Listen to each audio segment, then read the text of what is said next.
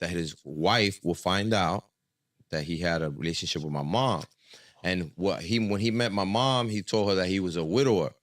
His wife was dead. And he met my mom in Puerto Rico. Wow. On vacation. Oh, so he's not Puerto Rican? Yeah, he's Puerto Rican Okay, too. so he was just on vacation when he met your mom.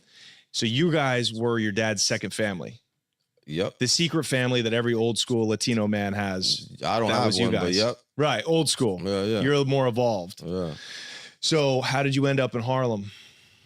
Well, we were living on 106th Street in the building that we were living. You know, Manhattan. Sometimes some of us believe that the entire Manhattan is Harlem. You know what I'm saying? Depending on who you are. Yeah. So, but we lived on 106th Street, and the building we lived in caught fire. So we had to move from there. We ended up in an apartment across the street from there, also on 106th Street in Columbus Avenue, 932 Columbus Avenue. And we lived there for, you know, maybe 2 or 3 years. And I don't know what happened exactly, but something happened with my mother's case, she was dependent on public assistance at the time. So they have these things called, that are called face-to-face meetings, where you have to go in person and you have to bring your receipts and your lease and to make sure that everything is up to date. So I don't know what happened with one of those face-to-face meetings, but because of that, they stopped paying the rent. And now we had to move from there. And then we ended up on 105th Street. And then the blackout hit in New York City. What year was that? I think 77 or something like that. Yeah. And then we had to move from there. And this cycle kept going on, moving from place to place, because my mother's always stood single with all 3 of us. And she didn't work, and she got a language barrier. So for those reasons and more, we had to keep moving from place to place. And we ended up in family homes. We ended up in, sometimes I'm walking with certain people, and I could show them randomly, 137th Street in Broadway, yo, look, we lived in that basement right there. And they'll be like, that basement, that's a grocery store basement. I'm like, we lived there for a week. Wow. Yeah. Wow. So in New York City, you go to New York City, right? You know those black gates that are made out of iron on front of the grocery stores, in front of the buildings. So the bed that we used to sleep on was right beneath that gate that's on the pavement outside up there. So the bed is right here, and that's the gate, right? You see that wood right there? And so anytime somebody walks through there and steps on that, you hear that. And anytime any little kid comes running, like we used to do in other places, and jumps on it, bang, you like, what's going on? Yeah. And in New York, that's every 3 seconds. People never stop. 3.2 seconds. Yeah, and then we on Broadway. It's the middle of Harlem. So because of that, we had to go. This is a diffusive device, and these are natural plant-infused cores. Fume has no vapor. And then we got into East Harlem, which is Latin. You know, 3rd Avenue, Lexington. And we lived over there, and there was another fire. We lived in 220 West 111th Street between 2nd and 3rd Avenue. And there were, you know, my brother and I would go around the corner to an Associated supermarket and pack bags to get money. Yeah. Help my mom with little groceries, and the half that we would keep, we would go watch B Street over and over and over again on 116th Street, Cosmo movie theater. Wow. It's not there no more. That used to be an iconic spot. So you remember the beginnings of hip hop? For me, I don't know if that's, you know, when it, I don't have no memory of Kool Herc. I didn't know who that was until I was much older, you know? Yeah. We were discussing yesterday, like, what was the first hip hop song? And I remember Wiki, Wiki, Wiki. I don't know if that's what it was called, but that was you know that song? No. You know what that song is called, Alex? No. And you remember Kwame? You don't remember? Yeah, with the polka dots? Yeah, your life is played out like Kwame. Yeah, polka dots. Yeah, they killed him later, but he was popping back then. Right. So my hip hop was I would say started then. I don't think that's the beginning of it, though. Yeah, but you were really there at the infancy, in the early 80s. Yeah, I was there in the beginning, embryonic stages, because I remember my brother had a crush on this girl named Yvette that lived across the street from another place that we ended up in. This is in Brooklyn. And he used to play Dear Yvette by LL Cool J for her. He'd be like, what's going on? Like, I mean, to be, the time you were born in, you came up real hard. But to see the beginnings of hip hop, to be there, to witness the infancy of hip hop, and then crack cocaine, 4 or 5 years later. Beginning. Wild. I mean, it must have been kind of exciting. It was. I thought when young, I was before crack. I got introduced to freebase. That's what crack was in the beginning. Yeah, you know what I'm saying. Well, that was the rich man's. Yeah, so that's how I got an introduction. I started seeing that. So check it out. We moved to Brooklyn when we ran out of places to stay in Manhattan, and for kids from Manhattan, they don't want to go to Brooklyn to live all of a sudden. So we end up on Fulton and Jerome, rough area, right? Yeah. And we living in this house, and it's a temporary thing because the dude that owns it, he owns a grocery store around the corner. It was called Lisboa Super Rec. But he has a crush on my mom, and my mom ain't putting out for him. So my mama she sleep with us in the room that we have. And so it became a thing where at one point he cut off our lights so we could move. But we ain't got nowhere to go, so we ain't moving. We turning candles on this month. So then he turned off the gas. Now we can't cook. So we got to eat out, but we don't have money to be eating out. So we had to go to Manhattan. My mother would cook pot of food in her sister's house, and we take that to Brooklyn. All of this is dysfunctional, but it's survival mode because you're on the train with pots and pans, and you helping your mom carry this, and you don't really want to do. You don't look cool. You feel awkward. So, but we still there. Then he cut off the water. Now it got tricky. You got to brush your teeth every morning. You got to take a shower. You got to flush the toilet. So now we would have to go to the basement and in paper bags and walk them out to the front, throw it in the garbage. God, it became too much at one point. We don't have heat, so my mom sealed the windows with black garbage bags. Now you can't look out the window. You're a little kid. You ain't going outside. You're new to this neighborhood. You can't even look out the goddamn window, and you start, stressing out. So we moved from there again to another place in Brooklyn on Linwood. Terrible spot. Third day there was a shootout in front of the building. My mother took us out of there. Constantly moving around, trying to find the best place. This is all before we left to Puerto Rico. Now we go to Puerto Rico because we have ran out of places to live in, and we living in a family house that's there that nobody uses. It's forever there, still there right now. But now we're not used to living in Puerto Rico. And this is not New York City, and we don't have no friends. And there's kids that don't like us because we speak English, and they feel like, in school we have an advantage. The girls are intrigued by us because we them guys that came from out there. They call it out there, New York City. They came from out there. So we're doing our best to acclimate, but it's not really working out because we have a place to live, but it's not like we ain't no HBO, ain't no Showtime, ain't no Cinemax back then, we got like 4 channels. And I got to get permission from my uncle to watch his TV. And he's a grumpy that don't want us touching his TV. All he want to watch on there, soccer and other stuff. So I take to scuba diving as a sport, but then it became a hustle for me. And my brother took into like hunting squirrels and making bow and arrows, and that's how he used to entertain himself. And then when I would come from fishing, I would borrow like flippers, a harpoon gun, a mask, snorkel from family and friends that used to live in that neighborhood associated with my family growing up, because I had 8 uncles, 9 aunts. All of them were raised there. None of them were allowed to move until they were 21 because my grandfather was a preacher for 28 years and he was on them. Is this in San Juan? This is in Puerto Rico. Where? The town that I live in? Yeah. This is in, it's called Maunabo. Okay. It's right in front of the beach. Okay. It's Maunabo, Patillas, Guayama, Arroyo. All throughout that whole strip, we have family because they didn't move far. They moved to the next town this way or that way. So I take to scuba diving. I like, going in the water. I'm coming back with fish. I'm shooting fish. I'm getting octopus. I'm getting lobsters. I'm getting crabs. Everything, putting in a net bag. I'm swimming back up. And, I go into the beach in front of where we live at. But by the time I snorkel along the coral, I'm 2 miles down or 3 miles down or more. So when I'm coming back tired with my net bag with all those colors, you got to imagine all these colors of these different fishes and lobsters and the antennas hanging out through the net bag. Cars are honking so I could sell them whatever I'm willing to sell them. Wow. So by mistake, I learned, I could make money doing it. but sometimes you get back to the crib with an empty bag and I'm like, damn, I sold everything. You know, because my job was I'm filling my mom's refrigerator with this stuff, you know. So so then I would sell half and keep half. I'm allergic to certain things, so I would sell that stuff and I would keep the other stuff. And that became a hustle for me.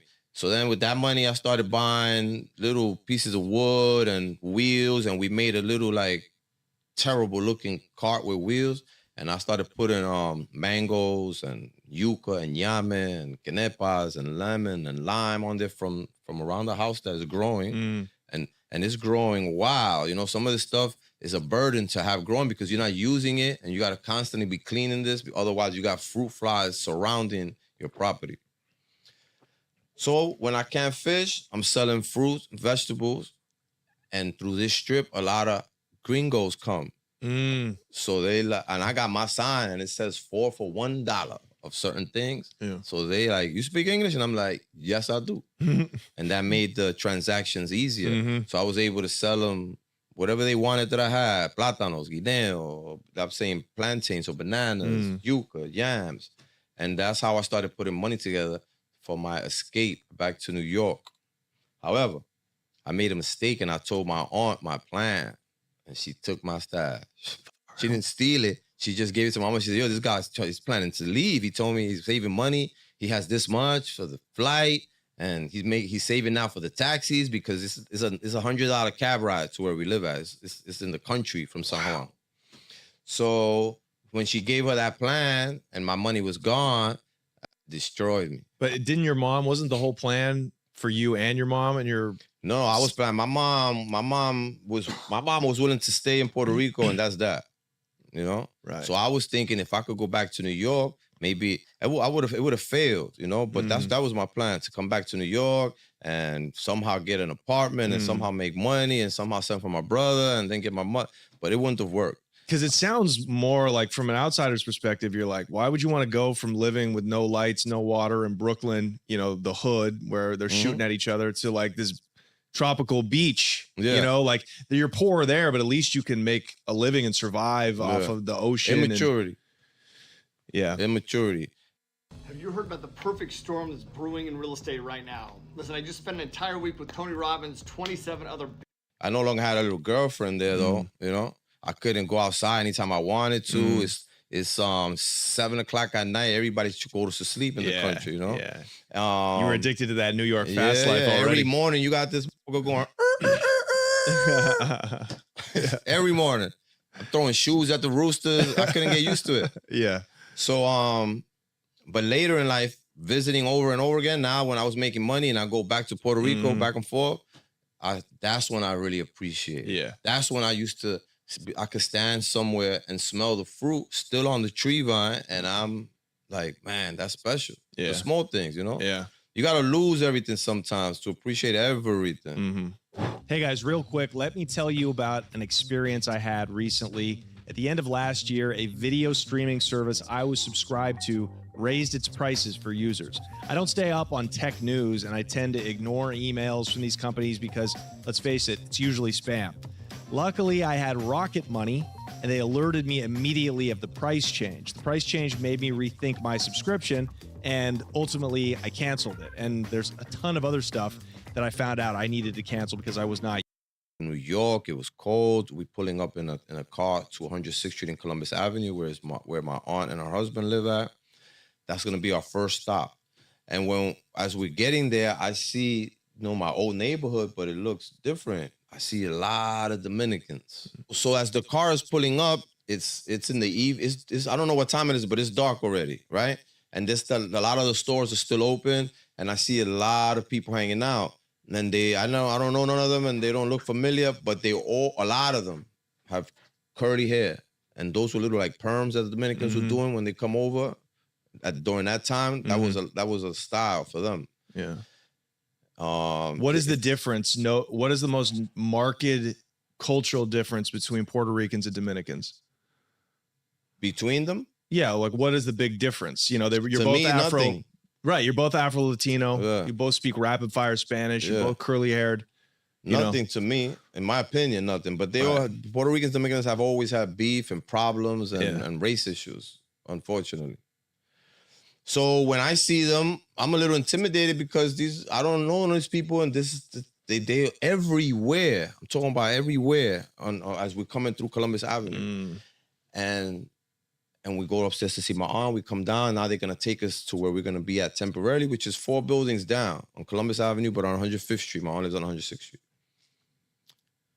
So now they're explaining to me, all these people, you're gonna stay away from them, and what they are doing is selling crack. And I'm like, what the f is crack? Yeah. I never heard of this, you know? But now they look scary to me. They put the spook in me, like, you know, stay away from these people. So we go upstairs to this apartment, and they show us our room. There's little bunk beds there, and there's another little cot, and there's 2 windows in the front. And this is where we're gonna be at. In the kitchen is the bathtub. That's a New York apartment. Yep. In the kitchen is the bathtub. No privacy, no nothing. The bathtub is here, and right over there is the stove and the refrigerator. And then there's another bedroom over there, and then there's another like half bathroom over there.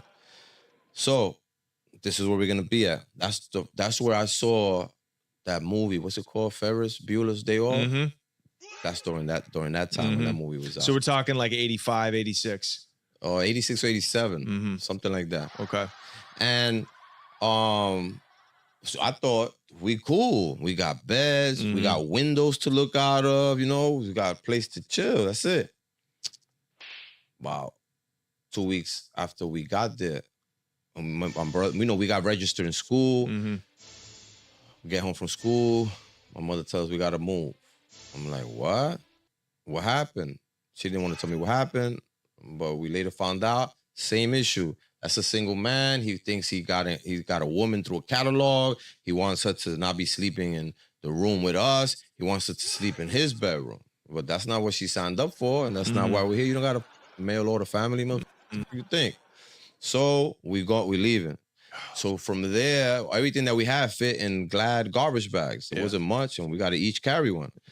We moved to a SRO building. You know what SRO building is? Single rental occupancy. On 109th Street, 312 West 109th Street, between Broadway and Riverside. Wow. So that was Gladiator School, and that's where I learned exactly what crack was. And you know, how was it bad? Because there's 12 floors. There's maybe 20 rooms on each floor, 10 on one side, 10 on the other, 2 bathrooms in the hallway for people to share. And 80% of the building is drug dealers, and 10% are residents, and the other 10% are drug users. Yeah. So it's action all day long. And you hear shootouts in the hallway of the building. You know what I'm saying? You come, you see shells on the floor. In the morning time, my mother always had to go into the bathroom and hit it with ammonia and bleach to clean before we get ready for school so we could use it, because during the nighttime, they're using it as shooting galleries, injecting needles, you know what I'm saying? So she had to clean the toilet, clean the bathtub, clean the sink, clean the floor, and now we are allowed to go in the bathroom, and now we could use it, and then we come back in the room, and we get dressed for school, and we leave. But that was an adventure, because you got to go down the steps half the times because the elevator don't work or is being held. And you go down the steps, you turn this step, somebody's getting fellatio. You go down the next step, somebody's banging the vein with some dope. You go down the next one, somebody's making a deal, and they might be quiet while the little kids pass by, but we know what's going on. And we like thankful and feeling blessed and lucky that nobody's harming us there, right? And slowly we're sinking into the cosmetic of the place. So there used to be a big-time drug dealer that ran the whole building. His name was Molleto. Ironically, he got arrested by the same task force a lot earlier than we did, but that's how he went down in his crew. Was he Puerto Rican or Dominican? He was Dominican.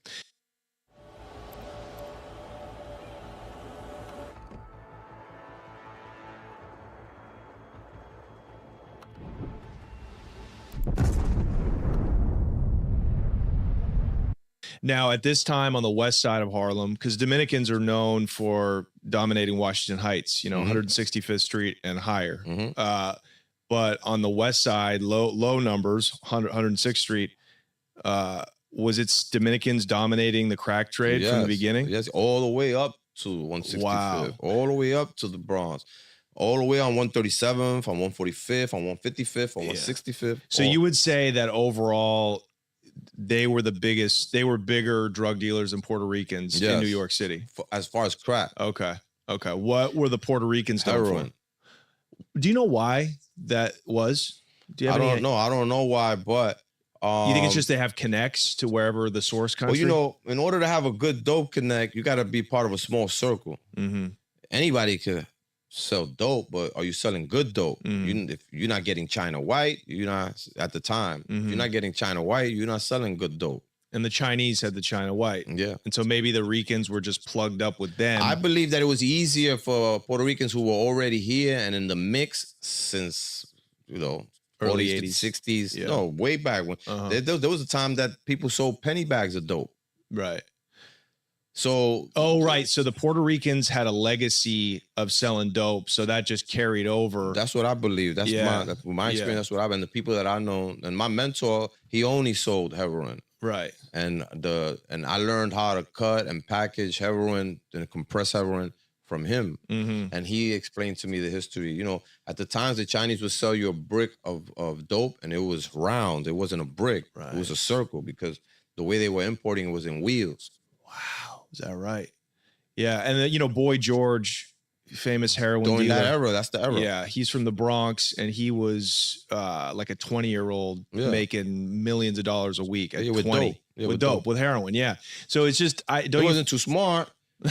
Well, with the party he had, but but that is interesting. What's that? You familiar with that case? Yeah, I am. He had a party on the yacht, and everybody that's working on the yacht was federal. Crazy. Witnessing all this crazy. Yeah. So, but the Dominicans, for whatever reason, had the plug to the Colombians, so they had the wholesale coke. Always. Right. And there are a few choice Dominicans that have had major dope operations in New York City. One of them was, I can speak about it because he's not here no more, was Caballon, and he's from the Bronx. And we sold him, it wasn't my dope that I sold him. I sold him dope that belonged to my mentor. And that's how I met him. Would a Dominican put on like a young Puerto Rican kid in a Dominican crew, or would they discriminate? I wouldn't be able to. From my experience during that time coming up, Dominicans weren't like us. A lot of us, when we started Yellow Top, were Puerto Rican, right? And they didn't like us. Yeah. And they would, in a disparaging way, describe us as Puerto Ricans. Yeah. Yeah. And we never really understood. We know we didn't do nothing to you. You just don't like us. But I started to learn that that's everybody that's Spanish don't like another Spanish person. You know what I'm saying? Right. Everybody got this. Yeah. Yeah. Puerto Ricans have always, unfortunately, been like the butt of the joke. Unfortunately. Yeah. But okay, so this is the drug landscape now in '87, and you're just a little kid trying to get to school. How did you fall into it? How did you finally get roped in and get put on? I met my future business partner, which is Tito. Yeah. So I had a little extra freedom, and I would come home a little later than other kids, and I would come up 109th Street in Amsterdam to hit Broadway and then go to between Broadway and Riverside to go to this hotel that we live in at, which is the SRO building. And he had a lot of freedom, and he would be outside too. And we both young, and I met him there, and we started talking, and little by little, talking a little more, we started hanging out in the after-school center, Center 54. That was a part of our junior high school, Booker T. Washington on 107th and Columbus. And we just started talking, and he had the same problem I had. He needed money. So that's what bonded us. And then he had more connects, though. He was more aware of the streets. His stepdad was a coke dealer, so he knew who we had to go to. And we went to him and bought an 8-ball. You know what an 8-ball is, right? We bought 3.5 grams of coke. And we got a crack addict to cook it for us because we didn't know how to cook it. And we gave him a piece. How old were you at the time? I was in my teens. Yeah. And we gave him a little piece, a little rock for cooking it for us. And then we went and bottled up the rest. And we took a chance and sold it. And it was so easy to sell it back then. You just post up. And everybody had it. And still, you could not have enough. Wow. You could not have enough. Like we sold 100 bottles. That's what we made, 100 vials. And what does each vial sell for? Those that we made, there's different prices. Those that we made were nickels. $5. So we made $500. Now we had enough to buy an ounce, though. Yeah, that's the kind of money. 3.5 grams of powder got you 100 nickels. Which is 500. Yeah. And the 8-ball only cost us $90. Wow. Right? So, and we gave the piece to homeboy, so that was whatever it was, but it was a little more that we could have made. So now we knew we're going to always give it to Indio to cook, and we're going to always get it from Santo, your stepdad. And we repeated that process until we got to 62 grams. When we got to 62 grams, now we knew we could buy from anybody because now we had cash available to go buy. It wasn't a lot of cash. At the time, I think a 62 would be $1,200 or $1,250. Yeah. So doors opened up for us because of that, because now we can make a decision. We don't have to go to your stepdad. And we started going uptown, 140s.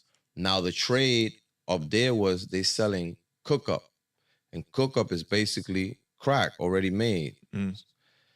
The downfall to that is that you don't know what's in it. Right. And a lot of times they have B12 in it, or comeback, or who knows what else. Sometimes they would make it with gasoline. You don't have a choice. So after you buy it and you go sell it, if your customer base don't like it, you stuck. Right. You know, your only alternative is to buy more from somewhere else if you have money left and mix some of the that's already done with the good and slide it that way. But it hurts your business. You know you're selling an inferior product, and the customer base knows it also. So we did it for a little while though, because it was you know, at the time, instead of paying $17 a gram, let's say for cocaine, to then cook, you buying cook up at $12 a gram. So we thinking you could buy more and make more. That's where we learned the lesson that more, you know, what you need is always quality, not quantity. Because then you can choose how much you want to step on it. Well, you can't step on crack. Well, when I mean step, I mean you could choose how much baking soda to put in it. Sure. Or you could make your own decisions. Yeah, that's right. So, and at the time, wholesale, if you're buying even a 62, that's considered wholesale for crack dealers. The Dominicans basically have it monopolized. Yes. Okay. So how did you get around that? How did you find the powder? Okay. At wholesale. During that era, in that neighborhood, you take a chance. You take a chance anytime in any neighborhood. You go do this, but you take an extraordinary chance when you go to that neighborhood at that time, which was controlled by Blackie, rest in peace. When you're going up there to buy cooked up crack, because it is hot like a mud. There's police on roofs with binoculars seeing if you're doing something funny, if you're buying something, they stop your car, they radioing it in. There's a lot of stick-up kids. And we were kids. Reclining is trending, and at Living Spaces, our collections are more stylish, comfortable, and functional than ever before. Experience full body support at the press of a button, and with free shipping as soon as next day, you can start enjoying it right away. Treat yourself, friends, and family only at Living Spaces. Living Spaces. There's only a few days left for a mouth-watering offer from Dave & Buster's. Become a D&B Rewards member today and get 50% off our entire menu. And for a limited time, Buster Douglas playing a claw machine. Come into Dave & Buster's today. So, during that time, some of the Dominicans that are selling coke have a half a brick and a Ziploc under a car, a random car, and a triple beam scale. They don't want to waste time. Like customer comes, they want to right here. Let's go. We're not gonna waste time that you're gonna wait for me to come back from upstairs and maybe somebody else already took you because there's that many people. The neighborhood is saturated with drug dealers. So we spoke to a guy. His name was Peluche, and he sold us some coke. And we took it to Indio, and Indio cooked it for us. And he sold it to us for a good price. So we started buying coke from him for a little while and getting Indio to cook it. And then we started buying coke from people in our neighborhood and cooking it. And then we started making noise because we got cheese lines and cheese lines. So people say, yo, I'll give you. It's like any supplier that sees you could get rid of coffee. I got coffee for you. I got the best beans in the world. So that's what happened with us. Doors opened up, and now people in the neighborhood that sell weight want to be our supplier. So now you have multiple connects. And we playing all of them. That's playing them. Hey, down the street, they got it for 10 cents a gram. That's right. Yeah, that's whatever. I will go talk to this guy while this guy's looking so that he knows what I'm looking for, because he knows what I do and he knows what he does. And then I will cross the street. Hey, what's up? He's like, yo, what's up, man? Talk to me. I see you talking to this guy. Then I would tell him, hey, he's giving me a good price. You know, how much? I would, lowball him. Yeah. And he would be like, I can match that. I was like, yeah, but he's giving me consignment, and I'm like, oh, he goes for this. Right. And sometimes they would. Yeah. And So now we always paid. Yeah. We always paid, and that got us a good reputation. So it kept going up. 500 grams is a kilo. Then we had the neighborhood serious guy that owns the sneaker store. His name was Fogarty, selling us coke. You go in there like we're buying sneakers. His store was on 109th Street in Amsterdam. We go in there like we're gonna go buy sneakers, and we leave in with a box of sneakers. There's a kilo in there. Consignment. Credit. And that's good coke? Yeah, it was A1 coke. What are you paying on a brick? At that time, 17.5 from him. Those days will never be back. Never be back. Those were great times. If you could literally buy 1,000 bricks, right? It's like Bitcoin. $1.7 million. And you and now it's 35. You know, I'm cashing it in. Shoot, one shot deal. So 17.5, and you'd have Indio cook up 1,000 grams. Yeah, 100 grams at a time. So how much? No, but by the time we doing the brick, I learned how to cook. So I'm cooking myself. So off a 17.5, off 1,000 grams of powder, how much crack does that bring back? Depending on what vials we would use, because we started on economical warfare in the neighborhood. Right. Okay, this is great. So the crack crews around this time keep dropping the prices of their bottles to where if they got a lot of guns, they could do that. Explain that. You cannot do that unless you could hold that down. So other people are gonna stop making money, other crack dealers, and they're all gonna get together. You know, it's not good to have a conspiracy formed. You know, it's not good for you to be alone and a conspiracy is forming against you. Yeah. So all these guys are suffering from the same guy. You undercutting the prices. Right. So you would end up going. They're gonna go shoot you. Won't you either you or get take off your worker or whatever. They're gonna talk to you. But now if they could get you to do what they want, now you no longer have the right to be out there. You can understand how that goes? Because you're weak. Yeah. So if you don't go because you know you can't do what they tell you, now you have to expect to get shot at. And so you need guns to shoot back. Right. Did you ever get into a price war like that where you said we're going to drop our bottles down to $3? Yeah, that's what we did. That's what I meant by we started an economical warfare. Yeah, we took a brick and we started doing buy one get one free. Prices. Wow. So okay, explain that. Explain if you're taking a kilo and cooking that up, are you selling them in dimes? No, what are the bottles? We alternate it. If the only strong crew around like us was Purple Top, and we had a Cold War with them, and we had a neutral block between us, which is 106th Street. So they have from 105th Street down, and we have from 107th Street to 110th Street. So on 106th Street, and neither did we let anybody work there. That was just empty block, right? Wow. And sometimes you could probably find somebody that was sneaker, but it's not even worth addressing because you got heat coming from both sides, you know? Right. So if Purple Top is selling, it goes by numbers, the vials. For example, 031, right? If they're selling 031 round bottles, we'll sell 027 illusion bottles. Illusion meaning, picture a shot glass at a bar. See the bottom of it? Which is designed so you get less liquor, but it looks like you got a lot.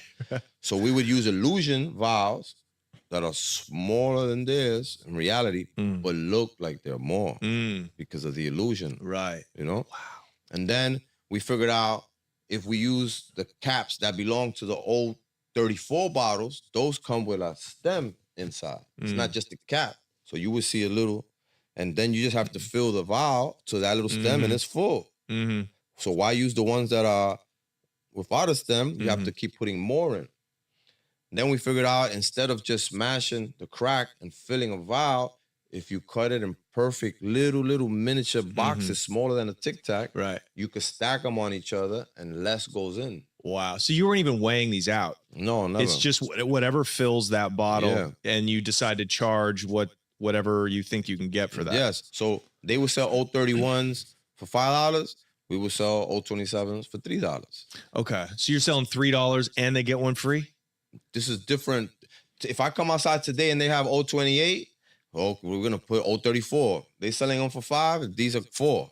Now, tomorrow they switch that up. and they selling nicks, we're gonna sell trays. Right. In order to continually assault them. Right. Because they already have all their work prepared.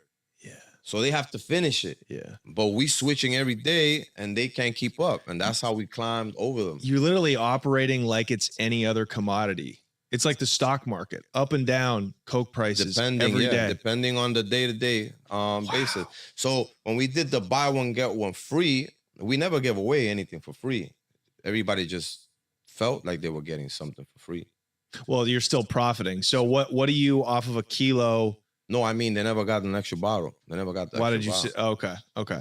They got 2 vials. Right. But this one had the stem in it. Right. And the little piece that was taken out from there goes into that bottle. It's still the same amount. It's still the same amount. Okay. So what do you make? What do you profit off of a kilo of powder that you cooked up into rock? That always was something. That was always something that alternated. Sure. Know? What are the So, variations? let's say we make out of 029 30,000 vials, which is usually you're trying to make 25 or 30,000 vials out of a key, right? And I'm gonna sell them for $3. That's 90 grand. Yeah. Wow. Incredible. And the key goes in a week. Incredible. Because we used to leave hours for the other. We used to. So now we told everyone they cannot work around there. No. Then now there was no Dominicans working. You cannot work between 6 at night and 6 in the morning, at all, unless you're working for Yellow. Mm-hmm. So where we're gonna work? A lot of them asked. Well, you could work from 6 in the morning to 6 at night, but that meant all of them had to work during that time. So it made it harder for them. And so who's negotiating? You guys are teenagers, and you're but we have big guns. You're operating like countries. You're operating like countries with truces. Hey, no, but this is a neutral block. It's insane. It's insane now when I think of it. Then it was just normal. Yeah, normal for us, And they tried to get us out, but it didn't work. We were like, we not leaving this at all. So did you have to drop bodies in order to? When you say big guns, Yeah, what do you yeah. mean? We when we got arrested, we charged with 9 homicides and 14 attempted murders. In 94. And that was in the course of running those blocks between 107th and 111th. Occasionally somebody the problems we had were all territorial. Mm. We didn't have none of the violence. What I'm trying to tell you is had to do with somebody's girl or somebody did something to me personally. It was always business. And that's literally the opposite of the violence. There's no violence over territory anymore in New York over the drug trade, because it's like it's all done on cell phones. I don't know of any. I think it's all done on cell phones. And, and people do services now. Yeah, and delivery, right? Yeah. So how many people did you have working for you? Oh, there was 48 employees. Yeah. You and Tito. Yeah. Running it. So 46 plus him and I. How did you? And these are all Puerto Ricans? We had 2 black dudes. Shout out to Damon. Shout out to Raheem. And everybody else was Puerto Rican or Dominican. And maybe 6 Riveras, 8 De La Cruz. Get it? Yeah. 3 cousins, 4 brothers. That kind of thing. Yeah. No white guys? No, I don't remember any. I was joking. Yeah, I know. Did white people come through buy-in though? What? Of course. Yeah. Had pilots stopping in yellow taxis to get online. Mm-hmm. I got a 95. I got a 95 on my report card because my Spanish teacher got on my line and I was like, yo, we have to talk. Wow. I traded crack to get that grade. Wow. Straight up. This is the thinnest armor ever. Introducing Hyper Concealable Armor. This vest is made for those. And then you're showing up to school and I didn't have to go to his class no more. But you kind of went to school still. I went to school to chicks, like 3rd period, 4th period, see who I could take to the Capri Motel with me or take them to another hotel. But I was no longer interested in school. I didn't understand what is the point of school. Yeah, you just made more in a week than the teacher makes all year. And before that time, my purpose of going to school wasn't to learn either. My purpose of going to school was to I'm gonna be warm for 8 hours in school, depending on where we living at. Sometimes we don't have heat. So I'm gonna be warm in school, and I'm gonna eat this, that, and then I come home.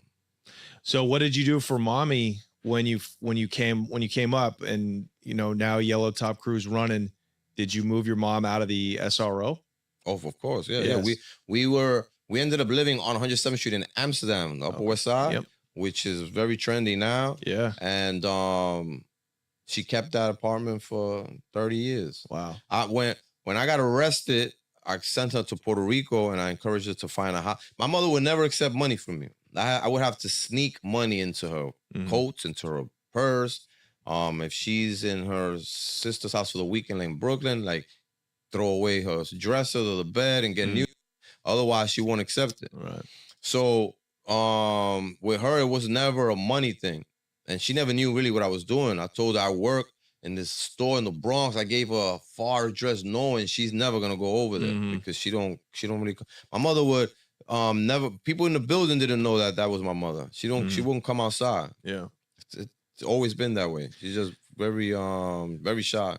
So your crew of 46 people who you didn't discriminate, you let out, you were an equal opportunity employer. That's right. I don't want nobody suing me. Yeah, right. Exactly. Me too, and you. How much did they get paid? How did the shifts work? I know it was 12 and 12 usually back then. Can you explain for the people like how crack crews operated, like the employees? Yeah, there was a number of ways, and we tried them all. The way I liked the most was paying them off of bundles because they pay themselves and you don't have a payroll, and what is that? Their incentive is greater. Sell more. Yeah. So let's say when we were doing deuces, $2 bottles, right? That's when we killed everybody, right? $2 bottles, right? They would get 100 pack. And let's say they get $30 off 100 pack. Yeah. Now 100 pack goes in minutes. Wow. Because they're $2. So anybody that has money to buy from purple at 5 or from green at 10 is no longer going to do that because they could get more over here. For $5, you buy 1 vial off of purple. With $5, you buy 2 vials off of yellow, and you have enough money to buy a lighter or a stem. Yeah. So you get more for your money. And it provided them with a hustle where to all the white guys that don't want to come to buy or are scared, don't want people to know, they don't want to get robbed, and they have that guy that they know that they could trust, they might give him $50 like, yo, go buy me 10 nicks. This guy's buying him 10 deuces. Right. And he's giving them to him, and that guy's going to be happy. Right. Because he don't know the price. Now, this guy has $30 in his pocket. Right. So they can do kind of like side transactions. They do it all day. Yeah. When he smokes those 10, he's going to call that guy again. Right. And that guy, again, is either going to have bottles for himself or $30 in his pocket. He do that 10 times a day. He got $300 in his pocket. So they always used to tell us, we with y'all because you can make money with you, not just get high. Right. Right. So you got 46 people working every day? Yeah. And they're selling, how much can... Well, the shooters weren't working every day. Yeah. Okay, so you just had shooters. You just had people reserved just for that kind of thing? Yeah. Okay, so how many crack dealers, how many workers moving bundles every day? You probably got four guys per shift, but you got a chop-up crew that's in the apartment chopping up, you know, and packing. And how much are they paid? They're paid $30 per ounce, and they do 10 ounces each. So they get $300 a day, yeah. Wow. Incredible money back then in the 80s. I haven't seen that money yet, again. Yeah, right? You know, back then it was a burden to have singles, like a real burden. You know, you go, I'm going to do with all these singles. You know, you got $200,000 in singles. That shit stink. You got crack addicts carrying money in the crack of their ass so they don't get robbed. Right. And their shoes, they're wet, they're dirty. Yeah. And all that money together starts to stink in your crib. Right. And then do you have cribs just to hold the money? Nah, I never had no crib to hold money. We had money to take chicks to, like, you know, and we stashed money there. Yeah. What about... It wasn't reserved like tradition, like you see a cartel do. You got a crib just to count money. No, I never had that. Did you have, so you had a crew to bag up, vial up. You had the pitchers. Yes. Do you also have the lookouts? Lookouts, managers, yeah. Okay, so tell us about them. Who were the managers and the lookouts? What were they paid? What was their function? So the managers managing the spot, he could stand as far away as he wants from the spot because he's managing not only for trouble but for the police. Yeah. And they all had earpieces to talk through with the lookout so that they don't have to be going across the street. They could just tell them, yo, the cops are... He could just be standing around and he's just telling them the cops are on Manhattan Avenue right now. And he's not getting hot. He's not yelling, po. You know what I'm saying? He's just letting him know on the earpiece. Wow. And then the guy in the middle of the block, his job is to direct the line because there's always a cheese line. Right. And only 5 customers are allowed in at the time to the alley. So his job is to receive information from this guy in Columbus, from that guy on Manhattan Avenue, and by him feeling safe, he tells 5 guys to go in. And now 5 guys come out, 5 go. When that middle guy tells the line, Teddy, all of them disperse. And that's it's not really funny, but that was a weird thing to see because you just see all these people and they all look the same, dirty, disperse. Some are coming between cars, some are crossing the street, some go down the block, some go back up the block, some go around the corner. And the cops will come and they don't know what to do, what's going on, what's happening. Yeah. They could never arrest. There's never been one, up until all of us got arrested, there's never been one YTC arrest because I climbed into an abandoned building and I put a hole in the wall in the bricks with a chisel. Yeah. And so the customers never knew who they were buying from. They could only stick their hand in. And the guy that's in the lobby of that abandoned building, he serves them. And he's in there watching TV, listening to music with stolen electricity. Yeah. One guy shot himself in there trying to shoot a rat. So that you guys never got pinched on like just a jump out boy raid? No, it's impossible. You're too smart for that. Because when he says Teddy and all them people disperse, the guy that's in the hole, that's what we used to call it, the guy that's working in the hole, he goes upstairs to whatever floor he wants to. Yeah. And gets ready in case something's gonna happen. And in there, on this floor, we got guns. On another floor, we got a lot of drugs stashed, so we don't have to keep bringing it there, you know what I'm saying? And then there's an escape route there because the building that's adjacent to it, we made a deal with one of the tenants who's a customer that if this worker knocks on his window, his bathroom window, it's an alleyway. So the cops can't even see what's going on. This guy runs upstairs, he knocks on the window, he goes through, the guy gets $30 per entry every time. So he likes when there's foot chases. He's looking forward to the window getting knocked on. Yeah, Tuesday and Thursdays. That's what they said when they'd send him through. Yeah. When we used to, we'll get to that part of the color code thing, but so when he goes up there and he goes through that window, he's in another building on the same block, on the same street, but in another building. So even if the spot were to get raided, and it never did in 5 years, there's nobody there. Right. And you don't know where he went. You don't even know if he's still there. It's an abandoned building. So some apartments have a bunch of debris in it. Some of them have half construction in it.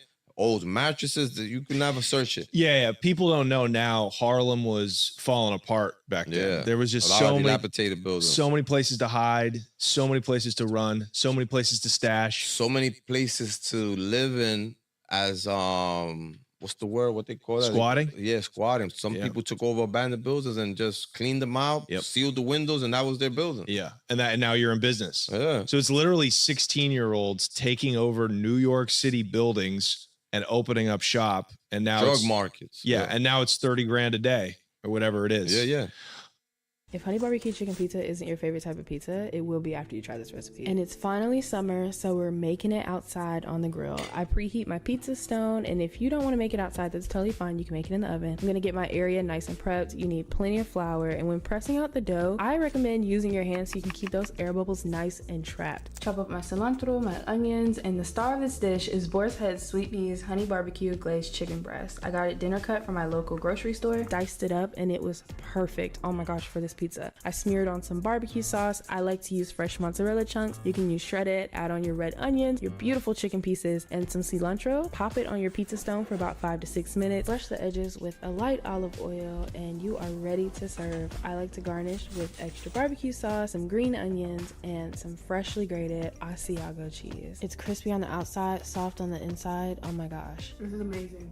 Ready to save hundreds on your TV bill? Are you serious? Then it's time to switch to Philo. With Philo, you get all the channels you want to watch while paying a lot less. This should be good. You can watch more than 70 live channels and thousands of shows and movies for a great price.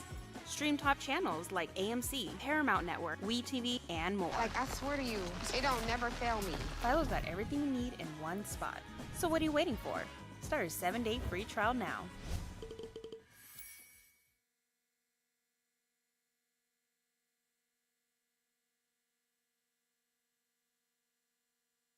When you come by, you might see a shooter in the window. He came to the block to hang out, to supervise, make sure there ain't no problems. Yeah. And he has his gun, and he's on the third floor, apartment 3B, but there's no window. There's no window there. Right. Wind goes through and everything. Yeah. And you come down the block, and you might have to tell him, "Yo, I can see you from half the block. You got to get out the window." It was an adventure and a wild time because you could literally have a shootout out of an abandoned building. You shooting out into the street.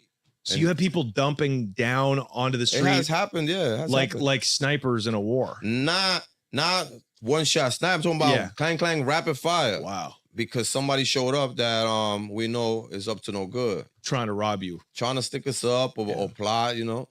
It was a coveted position for Tito and I to have. Well, who owns Yellow Top? Them two little kids. Yeah, and so the colors of the tops were used as a way... Branding, exactly. You guys, it was all about marketing and branding. Some people press the glassine bags of heroin. They would put a stamp on it, like Boy George, Obsession, right? Yeah. But with the crack, it was vials. So, you know, Yellow Top, that meant 107th through 111th. And that was good dope. Those are the $2 bottles. Color coordinated, Right. And so who were the closest competition? Purple. The purple top. But this didn't exist. The color thing didn't exist until we got there. We the ones that said, this is how this is going to go.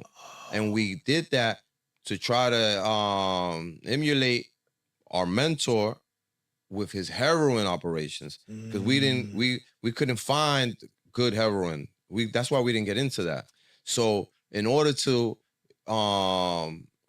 benefit from the branding, we said we could use colors. I think it was Tito that decided that. We could use colors. So then we went to the smoke shop and picked the color, and we picked yellow. And then we went around to the other people and told them, you can't sell yellow. This is what we're going to do. This is how this is going to be. Pick a color from this chart, and that's going to be your color. And they had to pick a chart. You pick pink, that's it. You're going to be pink from now on. Wow. Next guy, next guy, next guy. You know, silver, green. Nobody can sell yellow. So if you sell yellow, you have a problem.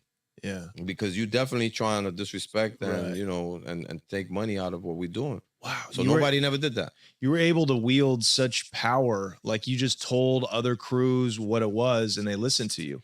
Well, why is that? I don't know at the time if it was about power. I think it made sense to them, you know? Right. It was just logical. Yeah. Like because it's a benefit. It's beneficial. Yeah. People that are coming through for yellow are not gonna stop if you're saying black top, green top, silver top. They coming for yellow. Wow.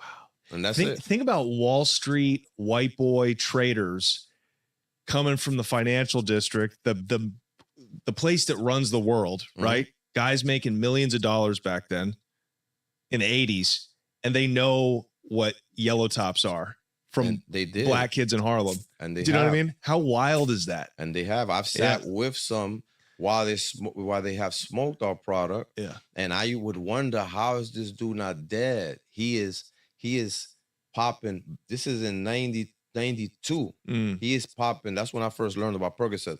He is popping Percocets. He's drinking whiskey and he's smoking crack in front of me. Holy crazy. Wall Street, dude. And then you know, suit and tie and shoes and cufflinks and all of that. And I'm looking at this and I'm like, drama. Yeah, but those are good customers. Those are good fiends. Those are the dudes that will come and, you know, they give you $500 bill and tell you, let me get what you got for me for that. Yeah. And I don't want any problems. I just want to get out of here. So if you have, you got workers, how many, so say a bundle's 100 bottles. How many bundles are you moving a day in these blocks? I know it's a hard question. I don't know, man. I don't know. You got 2 shifts. Let's say 50 bundles this shift, 60 bundles that shift, but tomorrow is 100 bundles per shift. At a point where how we will calculate is by the hour. And you know you're selling $900 an hour. So we know they selling 300 vials an hour when we're doing trades. Oh my God. Or they'll beep and put 8. And that means they're going through 8. They made $800 an hour. Yeah. So we know we got 16 hours, $800 or $900, 16 hours today.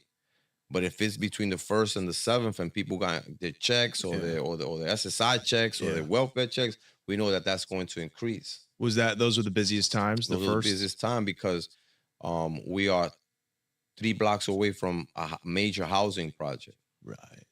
So all that flow is coming over there. Right. Oh my God. Tens of thousands of people. And sometimes it gets scary because you can't stop these people from coming, and you don't want to at the time discourage them. Yeah. But the cops might be coming. They might be 3 blocks away, and there's nothing going on because this guy already said Teddy, and everybody's put away. But all these people that are coming from 150th Street, 104th Street, 103rd Street, they don't know that the cops is on 108th Street. And even if they are, they don't have to worry about that because they're not actually doing nothing yet. But they're all stopping on 107th Street, so there was a constant presence of all kind of filth. When would you decide to switch a spot up? What you mean switch a spot? Meaning, so you've got different locations. This is all happening between 107th and 111th, right? 110th.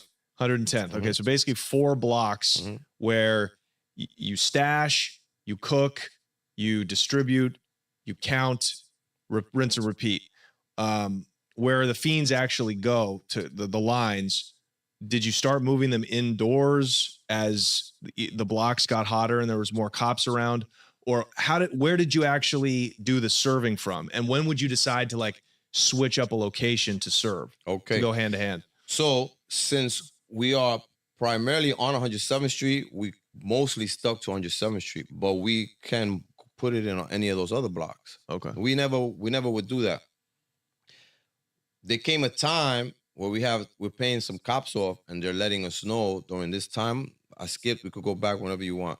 So there came a time where we paying some cops off and they're letting us know they're watching you from this window, all right? That's what's gonna happen tomorrow. That's what happened yesterday, whatever they say. So we tell the guys, go around the corner. You can't film around the corner, yeah? And now they can film that building all day. Nothing is happening there. So the guys will work around the corner for 2 days or 3 days and any building that we pick. But we had certain ones where the tenants weren't complaining about this action in their lobby. Right. And everybody in there kind of like looked the other way. And then we don't want to be in those other buildings because over there, the church guy lives there. He's going to make a big deal. You can't really do nothing to him. So we would alternate buildings, not blocks. Right. And then, let me see. There came a time during that investigation that we would let the guys sell on the street, but across the street, because that's the building they're filming from outwardly. So they can't film downwardly. I see. So and we played that constantly game constantly every day, you know? Sometimes they will come and the anti-crime unit would park in front of the building. They would get out the car and throw a stink bomb inside the hole. That's the only thing that they could do. They paying game. They're gonna throw a stink bomb in there. Type. Wow. You know? So when they would do that, the rule is to call in a 1013, which is an officer in need of immediate help. So you call in a 1013 on 110th Street in Amsterdam. They have to answer. They're 3 blocks away. So they have to go over there and look around. And while they're looking around and trying to figure out what the fuck happened, all the customers are there. Right. And the minute somebody says Teddy because they're at the light over there, everything shuts down. They might come back and be like, but an hour later, you make another call on robbery in progress on 108th Street. They again have to go. They have to fill out a DD5 and they have to, if they want to come back or give up. And that's the game that we played with them in order to cause a rush, sell. They left. Another crowd is building up. It's time to make another call. Sell it out, and they go back again. And you have workers on the street who are communicating with the fiends, like, "Hey, it's down the block. It's in that building. It's that big. Go, go, go, go, go." Yes. Yeah. Today we in 62. That's a building on 107th Street. Or we're in 64. We're in 65. We're in 71 around the corner, and that's who they will follow. And the guy on the corner working at the time, his name was Feeney, a good friend of mine to this day, and he's the only one that would be there with an Armani suit, shirt, tie, shoes, Dora. Yeah. He didn't fit like he was a drug dealer. Yeah. But he was a staple to us. Smart. Yeah. Smart. So is that how they knew who to look for, the fiends? Because the guys that steering the customers, those are guys. Those are the same guys. Right. So you wanted to keep the same guys. Yeah, so the face. Yep. Exactly. Now about the cops, paying the cops off. Mm-hmm. What was that about? Who were they, and how much did you have to pay them? And how did that come about? That kid Tito organized that through a guy that we know and that used to work for us. And that cop, he ended up pleading guilty to a YTC indictment. And how it worked is I was in jail when Tito made that connection. And so when I got out, he introduced me to him. And now we would meet him on 17th Street in a building that was familiar to him. And that's where the introduction took place. And then anytime to get information, we got to go meet him in that building. Yeah. And also occasionally he could slip something as he's passing in the neighborhood, or he stops you in your car. Yeah. But mainly we would meet him in his building down there. And he would tell us, yo, this guy has a warrant, or this guy made a sale, or you better hide this guy, they're looking for him, or this guy's a witness in the shooting, they picked him up and took him to grand jury, you know, whatever. Or that's what he would give us.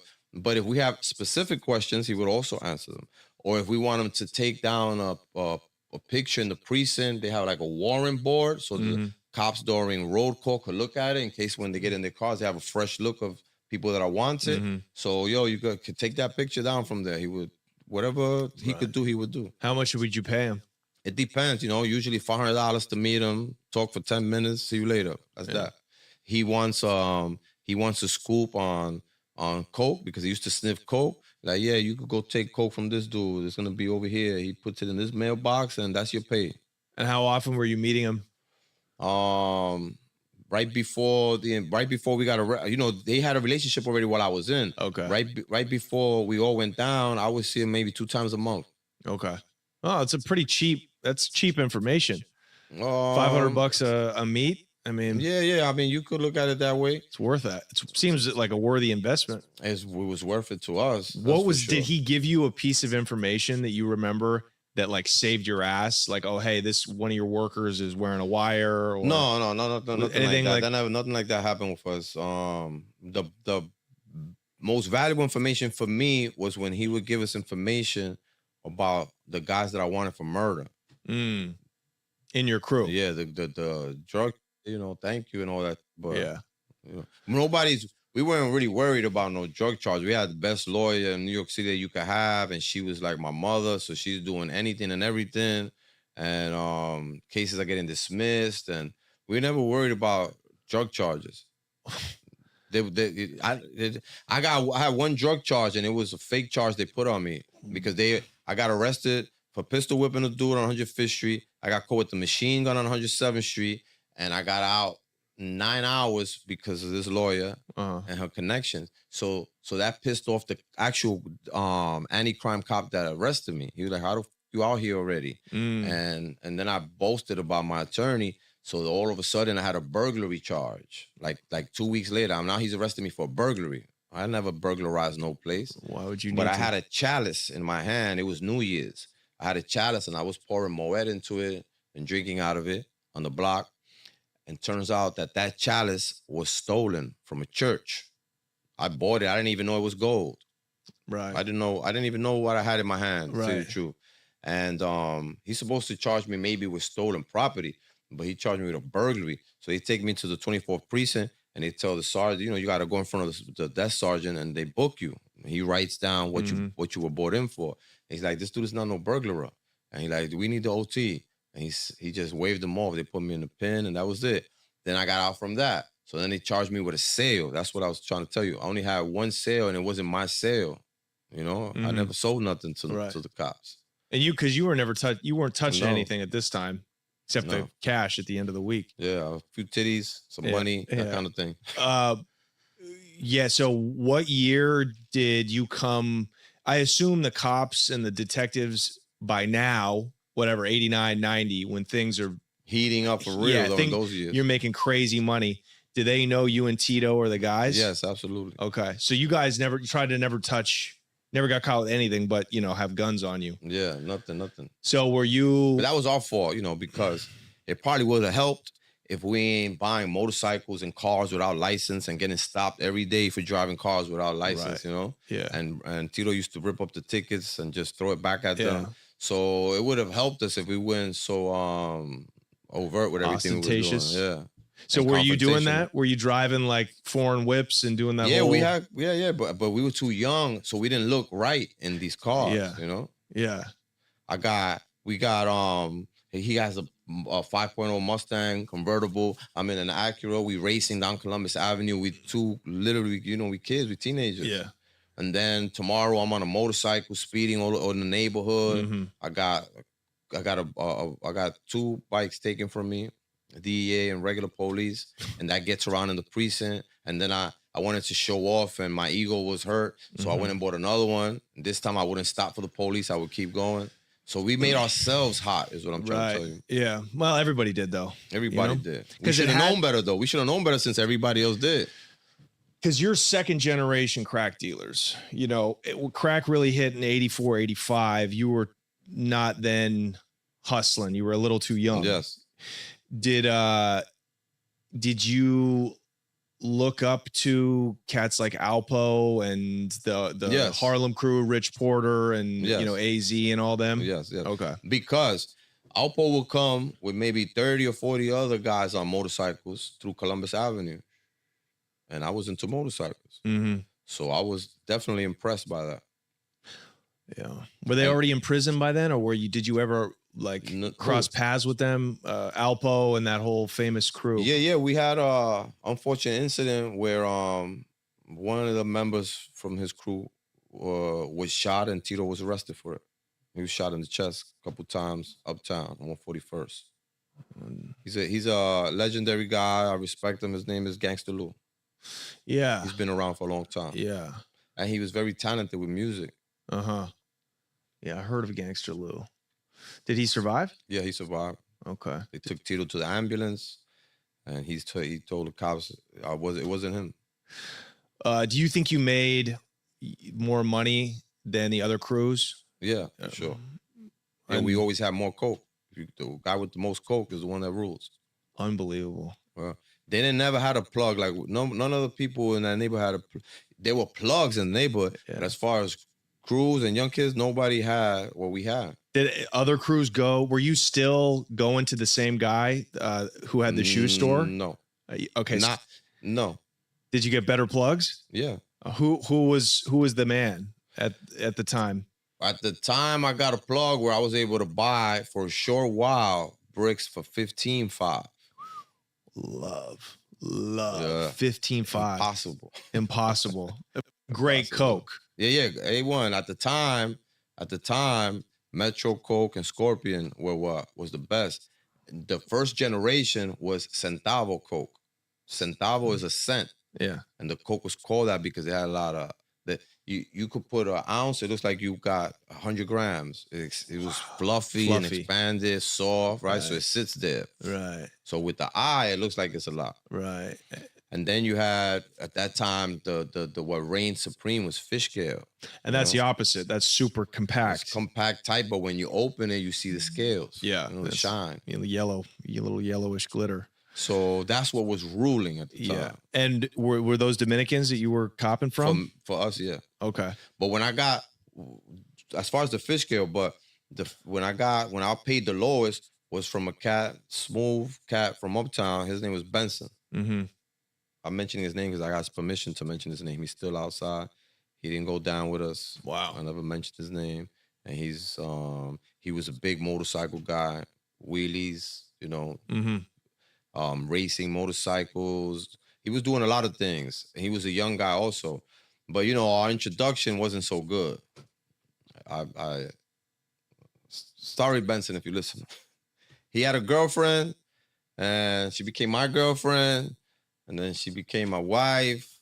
And obviously, him and I had a fist fight. Then we had a shootout. And then he became my connect. Wow. Yeah. And now we tight friends to this day. And none of us talk to her. What about the shootings? Like, you know, you had 9 murders linked to your indictment. Yeah. Can you talk about those? Yeah, whatever you want. Well, first of all, what were they over? Well, this is the thing.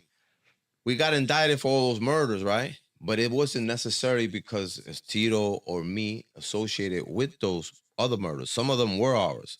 But the ones that weren't is because I hired a guy because I know he shoots. Because now, 2 years later, when we get arrested, or 3 years later, who did different people for different timing, he still has that murder. But he's down with YTC. So, you know, it's like a camera trick that they did. They're going to include it like if it was belonging to us, and it is not. It just belongs to him. But he wasn't working for us when he killed that guy. Right. You They know? just lump it I hired in. him because I know he kills guys, right? Yeah. Or I hired him because I know that he is, you know, unapproachable. So that benefits me to have their presence around always. And right? who were these killers What you back mean? then during the crack era? Like, who are these killers? Are they teenagers like you guys? Yeah. Are they junkies? No. So these are junkies. like real, like young murders. guys like us. Yeah. Young guys like us that that's what they into. It's no different than now. It's no different. That's crazy. Seems a little young, you know, to be like doing Seems something like just like now. It seems like, but it's so serious. Murder's so serious, you know? Yeah, murders, you know, you can't get no more serious than that. How much would it cost you back then to get somebody taken out? It don't really cost nothing, but if you are part of an organization, it ain't about I'm paying you extra Per body. You know. Well, how much were your shooters on retainer? Like, how much did you pay your shooters just to be there? Well, that depended on who was who.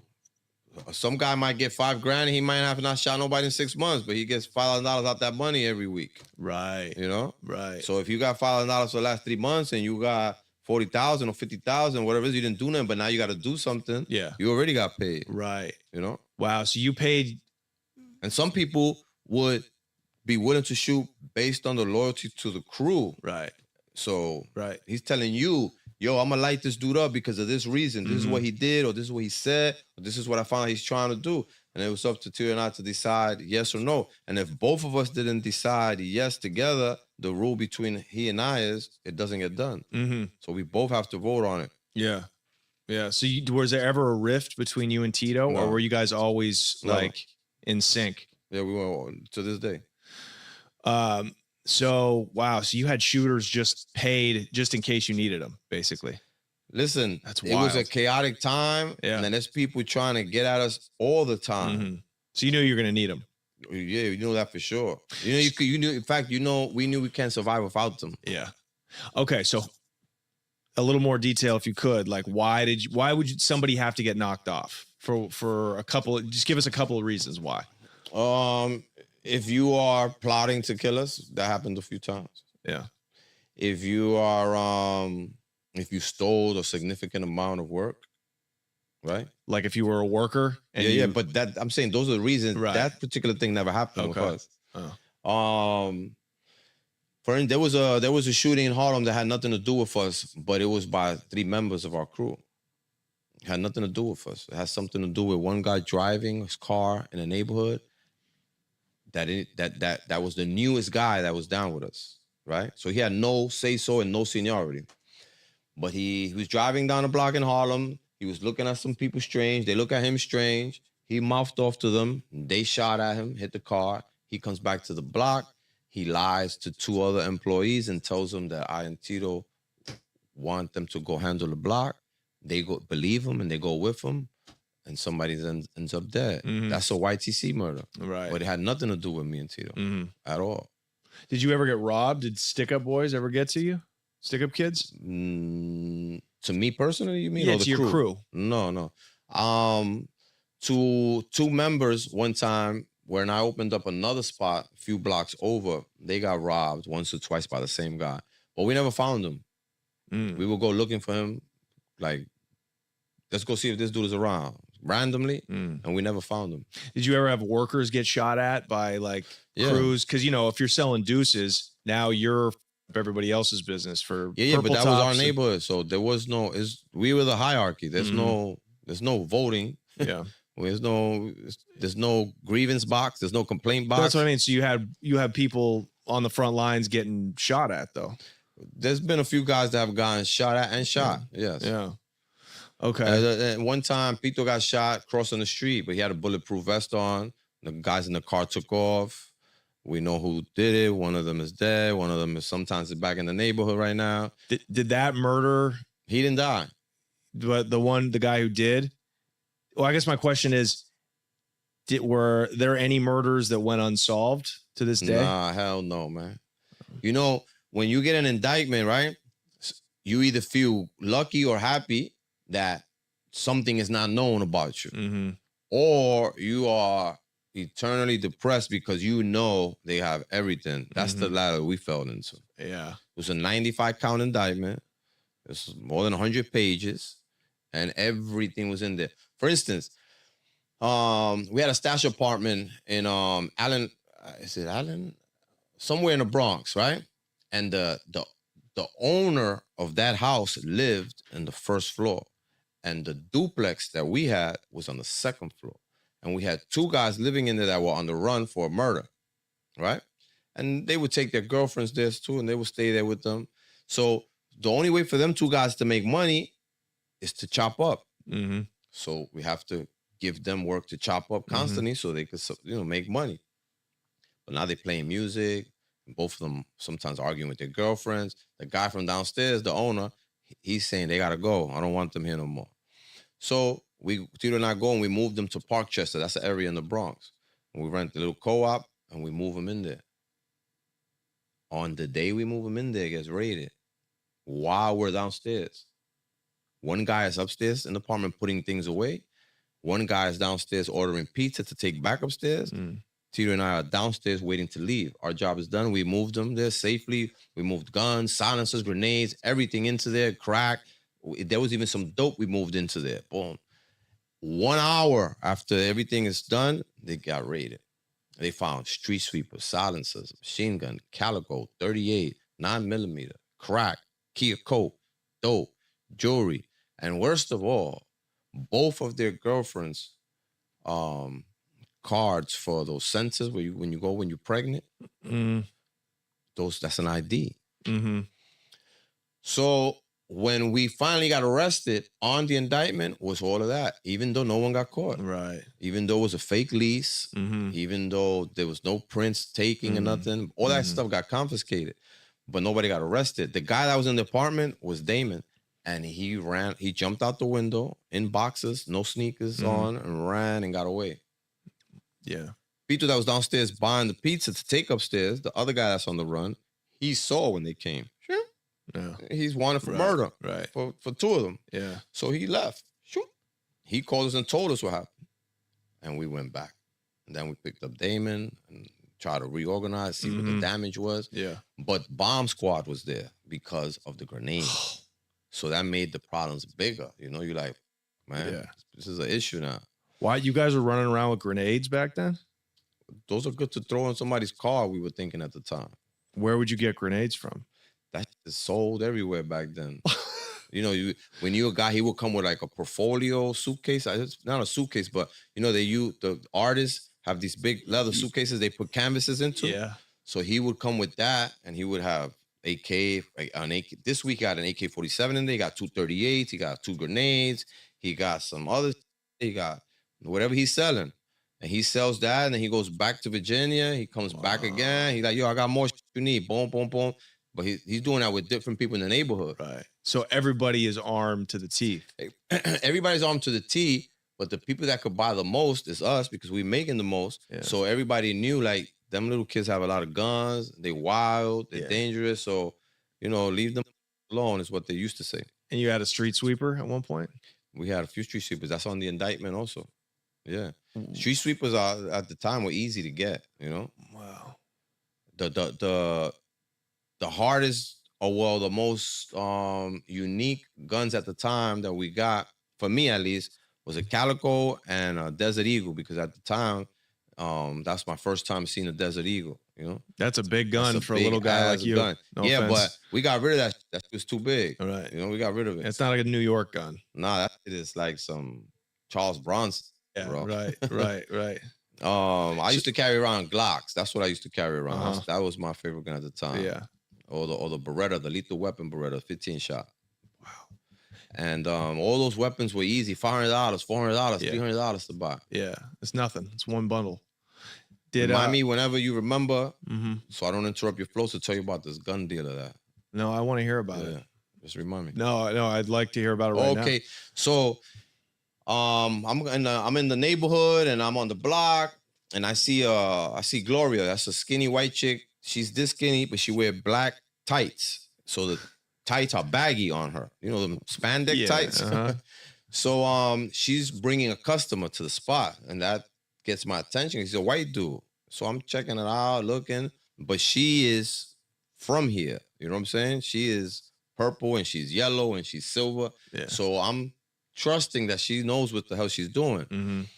So she brings him in there. He steps out. He waits for her in a pickup truck. She goes back in. They leave. I'm still on the block. They come back. She does the same thing. I go into the building and I ask, what's up with homegirl? What she keep coming away? Oh, yo, my employee tells me she bring me a gun and then she bring me another one. I'm like, gun? He's not a gun guy. He goes, yeah, he shows me in the box. He shows me a 32. He shows me a 38 in the box. Like, where she got that from? I don't match her. You know what I'm saying? Mm-hmm. So he's like, I don't know. So I go back up the block. I'm trying to see where she's at, what's going on, because she's trading guns for bundles. Oh. And the bundle is a deuce bundle. So you're selling guns for $200. I want to know who the f you are, buy a bunch of them off of you. Yeah. You know, get them for less than $200. Right. So she comes back again with the guy. I walk to the pickup and I look, and the entire back of the pickup is just boxes. Wow. And I go, nah, it can't be. What the f I had a V-neck t-shirt on, so I take off the V-neck t-shirt on and I cover my face. I go in my mailbox, I get a hammer, and I come outside and I decide I'm just gonna stick this dude up and take all that, take the pickup, take everything he got back there. Yeah. I hid behind a car. I don't think they see me, but I believe they did see me because when at that time when she came out the building, he reversed out of the block instead of going forward where I was going to intercept him at.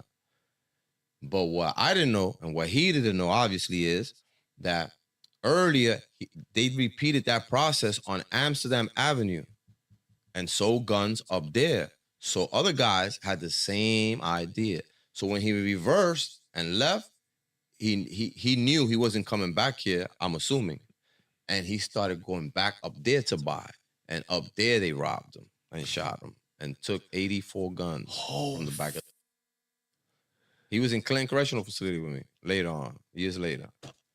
Damn. They took every gun he had in the back and his personal gun from him.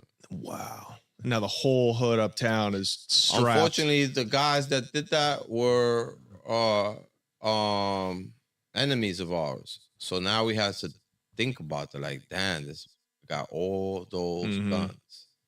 And some of those guns are the ones that, 4 of those guns are the ones that we used on the last time a hit was put on me and on Tito. In his case, he got shot in the head and in the arm, and a sergeant that was supervising or surveillance on the YTC spot also got shot that day. Wow. But those guns produced that kind of attitude where everybody could get shot. Wow. When you found out, how would you find out there were hits on you? And where were those coming from? One time word of mouth, and the other times I just saw it when it was happening, and I was just blessed to catch up on it and make my own moves. Okay, can you talk about that? Yeah, which one? All of them. So one time I'm standing on the corner with this dude that was down with us. His name was Jesus, and we observed this lady coming towards us. She's looking a little weird. She has a dress on. And it's late night, and she walks towards us. And when she gets closer and closer, I see she has some ugly ass ankles, and that leads me to see she has sneakers on. So I'm like, turns out it wasn't a chick. It's just a dude dressed in a dress. When he came out the store and passed us, he looked over to us and pulled out. Well, you could see if you're into that lifestyle, somebody passes you, what motion they're doing, and you could assume safely what that might be. So by the time he as soon as he started turning around, we dispersed. He shot, but he didn't shoot any of us. He didn't get any of us. There's another time where, because of the shooting with Gangster Lou, two guys that we believe was associated to that crew. We don't know who they were, what they are, what they were paid, what their names are, but they were on the block.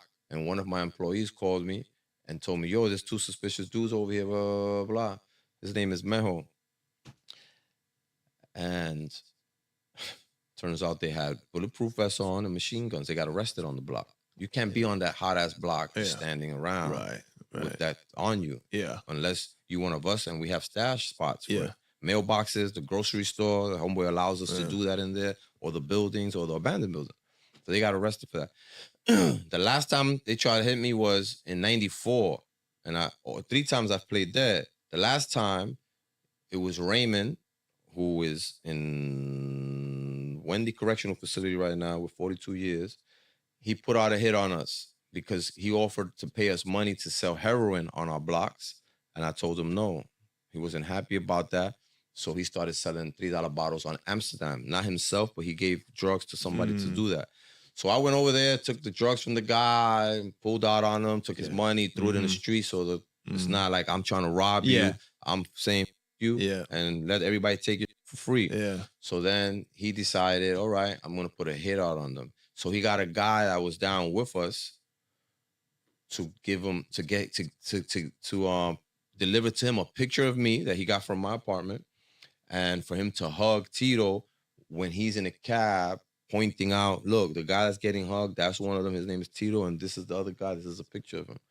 So a 5-member team came through. If you want, I got the paperwork for that, like the sentencing minutes. If you need it to include it, I can send it to you. I didn't bring that, and I didn't send that to Brian. I did send him a bunch of stuff, but I can send that to you. So he distributed these guns, and he paid $20,000 for me, $20,000 for Tito, so we could get hit. So I'm walking up the block one day where I live on 107th Street, and I noticed 3 guys walking behind me. I don't know them, and I get the feeling, I get this eerie feeling. So I'm like, I walk a little more, I stop, they stop. This happened 3 times. I walk again, I'm trying to get up the block. I'm racing with time because at any minute, this could decide to start shooting if I'm correct in what I'm assuming. So the 3rd time that I stop and look back, these dummies start looking at the sky. They in a near star on Columbus Avenue sky. And I'm like, yeah, something's up with this. So I go around the corner and I go into the grocery store where we have guns and where we have say-so. So one of them walks in behind me. Boom. Now my heart. You never been scared that at least in your ears, you could hear your heart? Maybe you're not even hearing. Maybe it's a vibration. I don't know. But you, that's how I felt. Because now I know this is for sure. He monkeys around looking for potato chips, but every time he grabs an item to purchase, he looks at me. And he grabs a soda and he looks at me. He puts it on the counter. He talks to the guy about some cigarettes. He turns around and he looks at me. Now I'm certain there's going to be an issue here. So I walk out the store, but I jam the door with my leg so he can't push it. The other 2 guys are standing right there, though. So now I'm trying to figure out, how do I get past these 2 dudes? So I look at the traffic, and it's coming slow. And as soon as it gets closer, I'm going to just sprint across the street and hope that the cars, as I pass them, are putting distance or blocking what I think could be happening here. I do that. I sprint across the street. Across the street, now I'm talking to an employee that used to be down with us from Chelsea, and I'm telling him, yo, this is what's going on. I think these dudes is a problem. Blah, blah, blah. And I have another dude that's down with us. His name is Ernie. I didn't tell Ernie because the last time me and Ernie were looking at people that had an issue with us, Ernie shot 5 people, and now we went to jail for 5 attempted murders. So I didn't want to tell him because his trigger finger's gonna be faster, right? Yeah. So I'm talking to this guy, but this guy puts in work too, right? He puts in, for sure work. So I'm talking to him and telling him, yo, this is what's happening. And Ernie is rolling a blunt, and he's looking at what I'm talking about. Even though I'm not talking to him, he looking over my shoulder, and he finally says, he licks the paper and goes, I'm gonna get a gun. I'm gonna go get a gun. and he starts to cross the street to the spot. When he got over there, he has to go in the building to get it and holster it and come out. Before any of that could happen, the guy I'm talking to grabs me and tries to pull me. Now, I don't know what he's doing or playing, and I snatch his hands off of me. And he didn't waste no time. All I heard was his sneakers. He's running up the block hard. So I turn around to see what's going on, and there's a dude coming behind me doing this. So now I turn around to start running. I got a few steps, and then I hit my leg on the bumper of a car that was the fender was crashed in, so the bumper was extended out, and I hit the floor when he was shooting. So he thinks he hit me, and I could see him there, and I start shaking so he could feel. Like I said, I played that a few times, so I'm adding a little something to it because he's still there, and I don't want him to come closer and shoot me. I'm trying to convince him, like, you hit some, that's why I'm shaking, and you better get the fuck out of here. So he's basically standing over you. He could come down and just put one in your head if you want. Yes, I got that paperwork too if you want. Wow. So out the door comes Tito's brother with the gun that Ernie went to go get, and he starts shooting at the dude. You know, he's letting it off. Wow. And now the dude has to run towards 108th Street where there's a car waiting for him and the other guys, and they take off. Now, damn, that's a hit. 40 grand. That's a sloppy wasn't hit. over. It wasn't over though. But do you like metal? Do you like video games? Brawl Stars and Dragon Force are teaming up for the release of the new legendary brawler, Draco. Say Draco! For the release of the new legendary brawler, Draco. Brawl Stars is collaborating with Dragon Force for the release of the new brawler, Draco. Download Brawl Stars and get Draco now. by the way, where is your gun? Why you buy all these guns all the time? Because they're near, but I can't have them on me because I already got caught with a machine gun. Right. Okay. Got it. That's another felony I don't need. Yeah. Yeah. So they leave. We don't really know where it came from because it could be anybody. Mm-hmm. And about a week before that, I went and did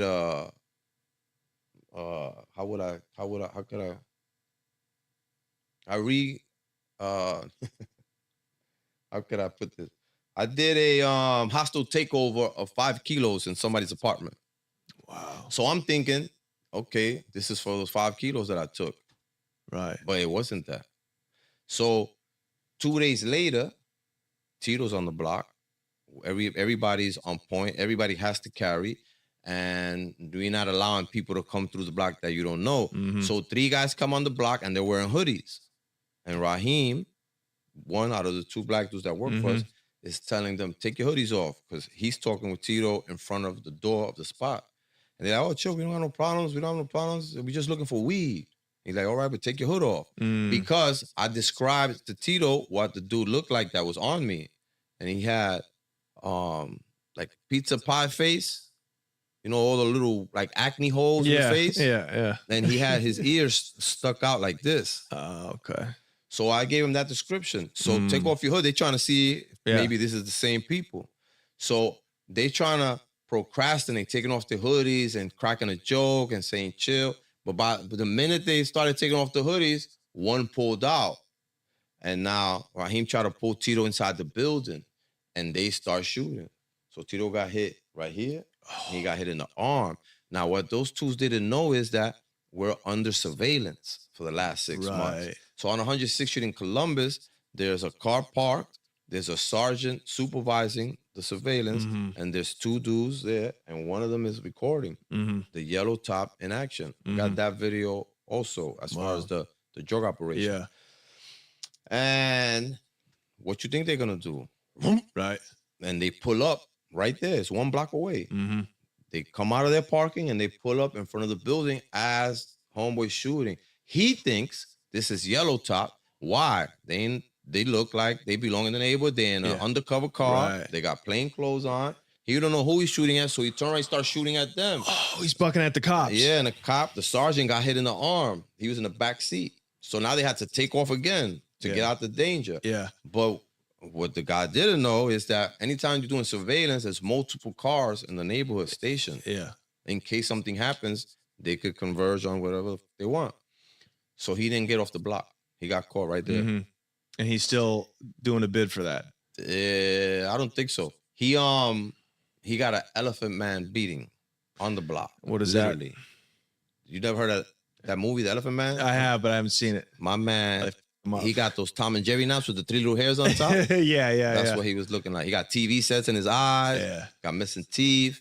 He getting beat. They pressing his face against the bars, and you got buildings and they got the gates, black iron bars around it.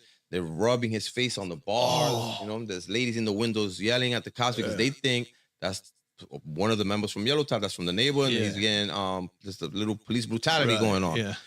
So what he did is he made a deal to call his friends to pick him up like he got away.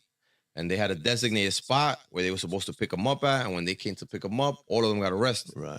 And that's how it came out, and we started learning. So I went to their arraignment once I found out that they got caught. Yeah. I went to their arraignment because it's baffling me. Who is this? So we could attack. Yeah.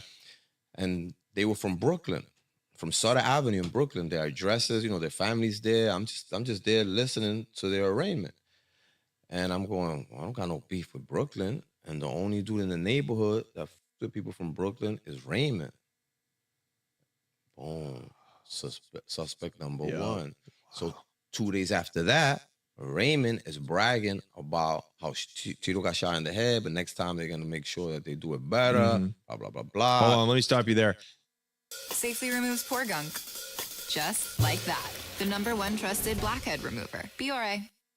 What happened? So Tito got hit in the head. Is he leaking? Like, how did he survive that? He survived because the bullet, from what we understand, first hit they pulled him into the spot and they're closing the door. Yeah. They're shooting. The bullet first hit the door, which would slow it down.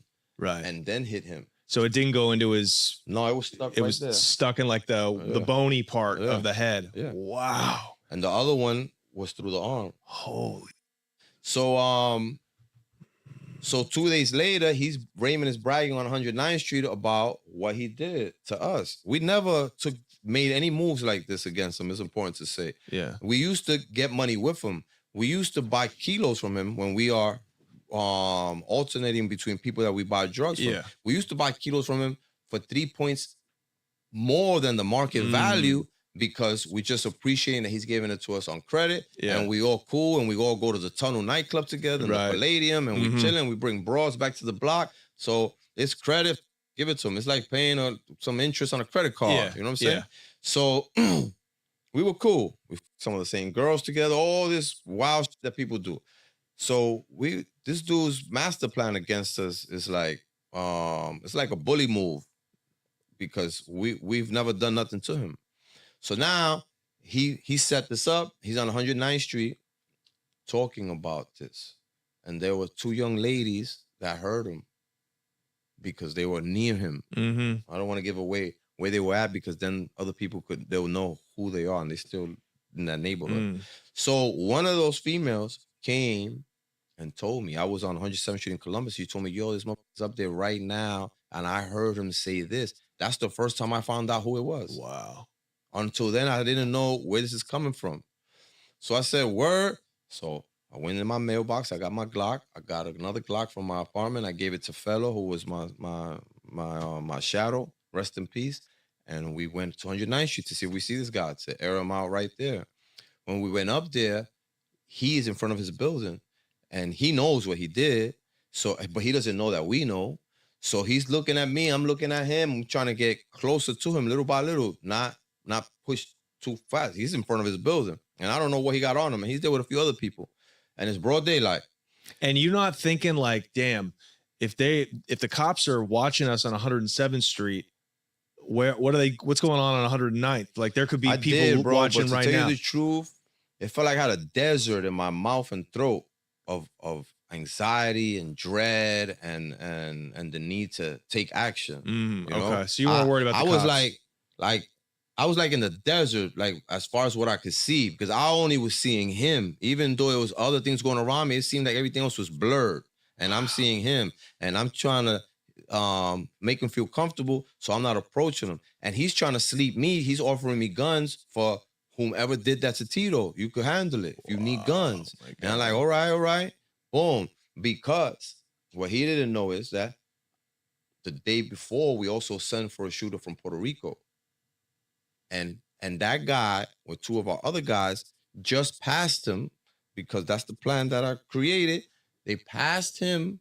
So he's stuck looking at me, but they just drove right by him real slow. And I could see them. And I'm seeing that they stopped. And I'm seeing that Coco got out the car. So I'm entertaining you in your conversation until Coco tapped him in the shoulder. But he is not turning around. He's not turning around because he's assuming whomever he was just chilling with that's trying to get his attention, obviously it's not as important to watch me and fellow. But finally he turned around and 9 shots went off and he fell right there in front of his mother's building. Done? Dead? Nope. Man, he got shot in the nuts. Black people cannot shoot. Listen, he got shot in the nuts. He got shot in the neck. He got shot in the chest, in the stomach. He got shot in the hip. He got shot 9 times point blank range. Now, I'm there with the mentality of, you got what you deserve. I didn't with you. You with me, right? Yeah. And out the corner comes running a blue and white, freeze, with his gun out. Hat falls off. He's freeze. Get on the floor. Yeah.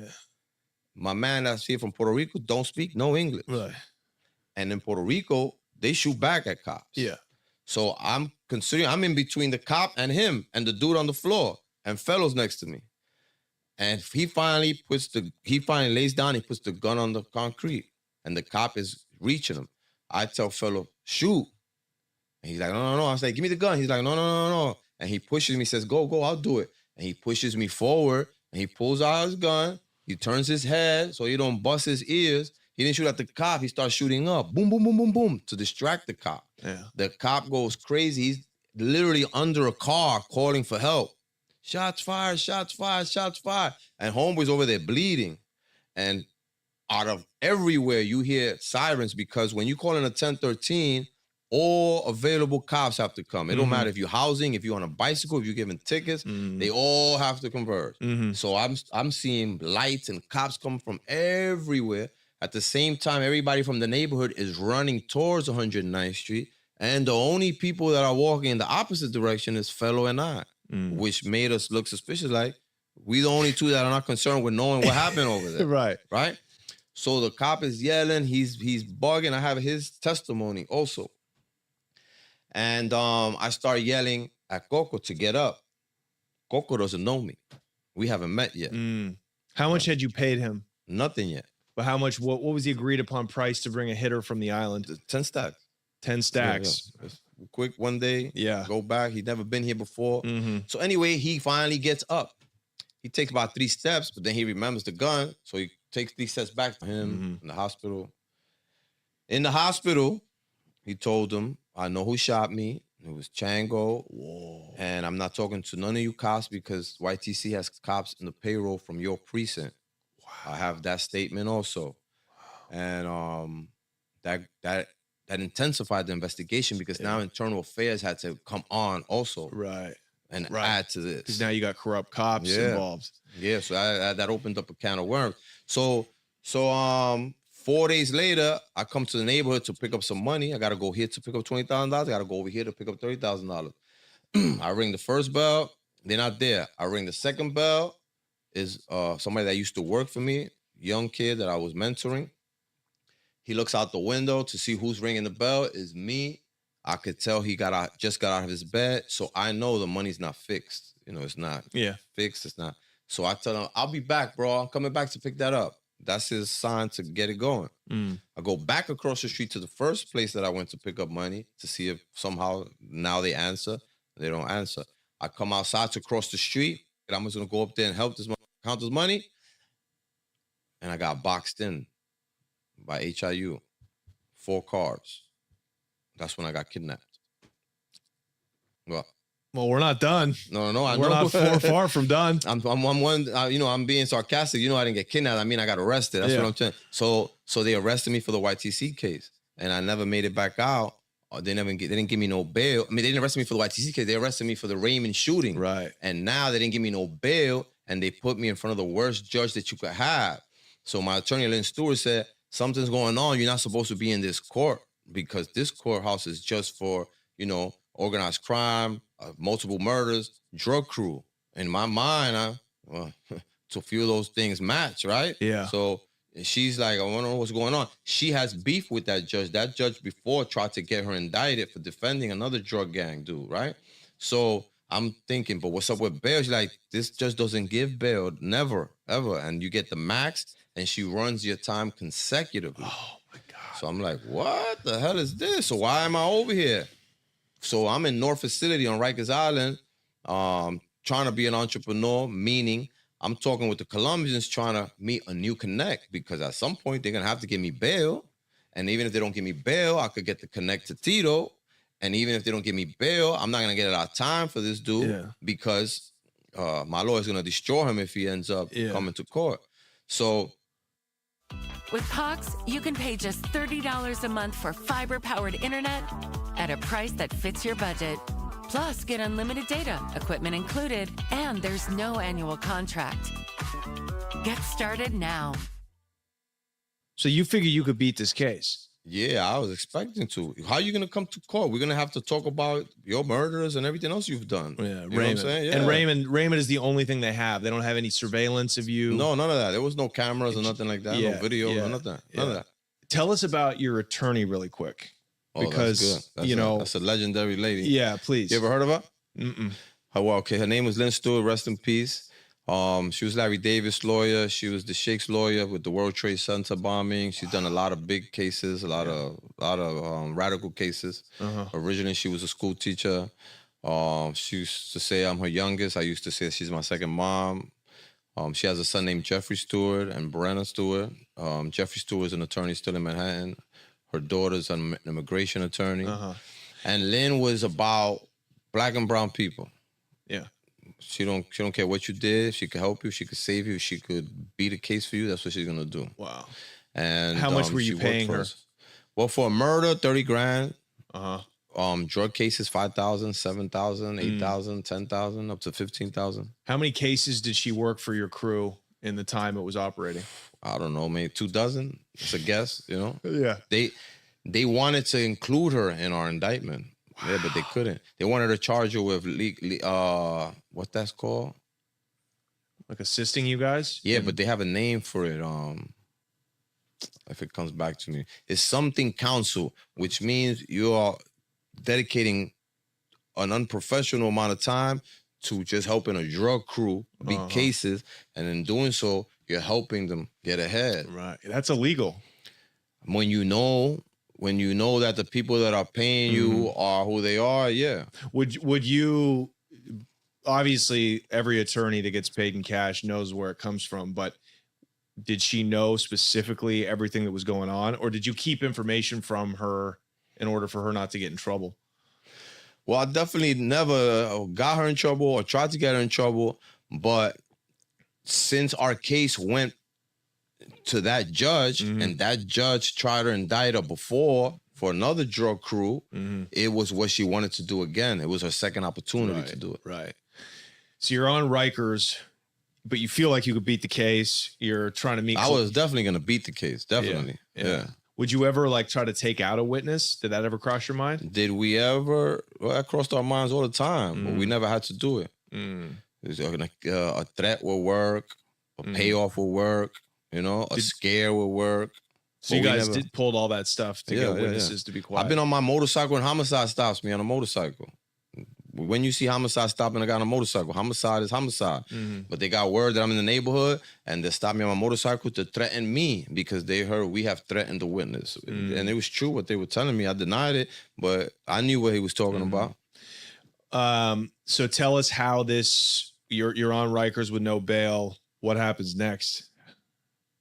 What you mean? You're on Rikers fighting this case, fighting the Raymond case. Yeah. So I'm talking with these Colombians because I'm trying to network to get a connect, either for me or to get them to Tito. Yeah. I'm there with them. We socializing every day. It's easy thing to accomplish. Yeah. You know, this is a big deal. This is a big, going big, above big the deal. Dominicans. Yeah, when you yeah, meet yeah, the Colombian, yeah, yeah. that's the plug. That's the source. I've had conversations with dudes. They're like, I will have 50 keys in my crib right now, but I can't go to that crib. I'm here with no bail. Right. I have a crib over here, and this is what I have. But I can't help. I'm like, yo, but you could call your cousin, your brother. You could trust. I could have somebody with you. I was trying anything I could to shake hand, get a handshake for a connect. And how much money did you guys have in the re-up? Like, how much money did you have to make a buy if you met one of these cats at your disposal at any given time? I mean, we would have just put personal money also into it, Were we talking $250,000? We're talking about $150. $150? Yeah, too. With $150, you pay for half and you get the other half on credit. Yeah, so you got $300,000 worth of coke. So we're talking like 100 keys? No, for no, more than that. 300,000. Sorry, 300,000 will get you. No, 300,000 not gonna 300 get you. keys. No, at what price? 10 G's. I don't know. Trying to do the math. Nah. With those dudes, we're gonna get the same price that I got from Benson that time. 15, 16, around there. Oh, okay. So for 150, you got 10 bricks. 10 you get bricks. 20. Right. Okay. Sure. And then the next time you get 20, and you get 20. Yeah. So that was the goal. And what's your how many bricks are you buying a week now at this time when you get pinched? Like, how many are moving through the spot? Well, 5, anywhere between 2 and 5, depending on how much heat is in the neighborhood, how hot we are, how much money is available to put out. Yeah. Would you guys pick up quantity? Like, would you pick up a month's worth of keys, or would you just 5 is a month? Okay. Yeah. Okay. So you're only moving about a brick. We're moving one crack. a week. Yeah, Okay. we're moving one a week. That doesn't sound like a lot. It doesn't sound like it because you're listening to the one, not the 30,000 vials. Yeah. Oh, is it hard to source 30,000 vials every week? Like the whoever made these, the companies that made crack vials back in the 80s, dude, they were eating. They were eating super. I met a lot of Yemenis dudes that's what they were doing. Wow. And they would chew on cat all day. You know what that is, Cat, right? yeah, cat. I pronounce it wrong. And you're a cat. And they would show us their guns. They're like, look what I bought. I bought this in my country. Like AKs, M1s with money from this alone. Wow. So would you actually go to like the wholesaler for the No, we vials? bought 100 at the time, 110th Street and Lexington Avenue. Every neighbor has smoke shops at the time because smoke shops are getting paid selling drug paraphernalia mostly and cigarettes and beer. Yeah. So we would go to 110th Street in Lexington. And we buy, 2 boxes of this, 2 boxes of that. And that's how we was able to switch the caps. And they would allow us to do that. Right. Because those caps would go, they could end up with a surplus of vials without caps because they're selling us the caps that go to those vials. But they were cool about it. And we were good customers. So they was whatever we needed, we got. So what was your price on a single cap, single bottle? Well, we used to pay $125 per case. So we're buying a $3 bag of vials for $1.25 because we're buying a couple of boxes. Right. Okay. So you're moving about 30,000 transactions a week. Yeah. That's crazy. But dude. more sometimes, I'm just giving you the humble, sometimes people be exaggerating shit in the newspapers. I'm telling you what the real story is. You know what I'm saying? So, because I love doing these numbers. Like, if you break that you're down. a math guy? I'm a math guy. I'm not good at math, but I love to break it down to just to give people an idea of how many people were smoking crack in that era. That's 120,000 drug transactions a week. Over 5 years, you've had millions and millions of people coming through your spot. That's what they said. It's mind blowing. That's what they said. But so much money in the hood, man. Every hood is where, and wherever you see extreme poverty, there's a lot of money. Because it's all going to the rock instead of going either to the rock or to the coke or right now to the weed. Yeah, how many dispensaries aren't open in the city right now? You got sometimes 3 per blocks. 1 on there, 2 on this side. Next block, 1 on this side, 2 on that side. Everywhere you go. Yeah, you can function smoking weed.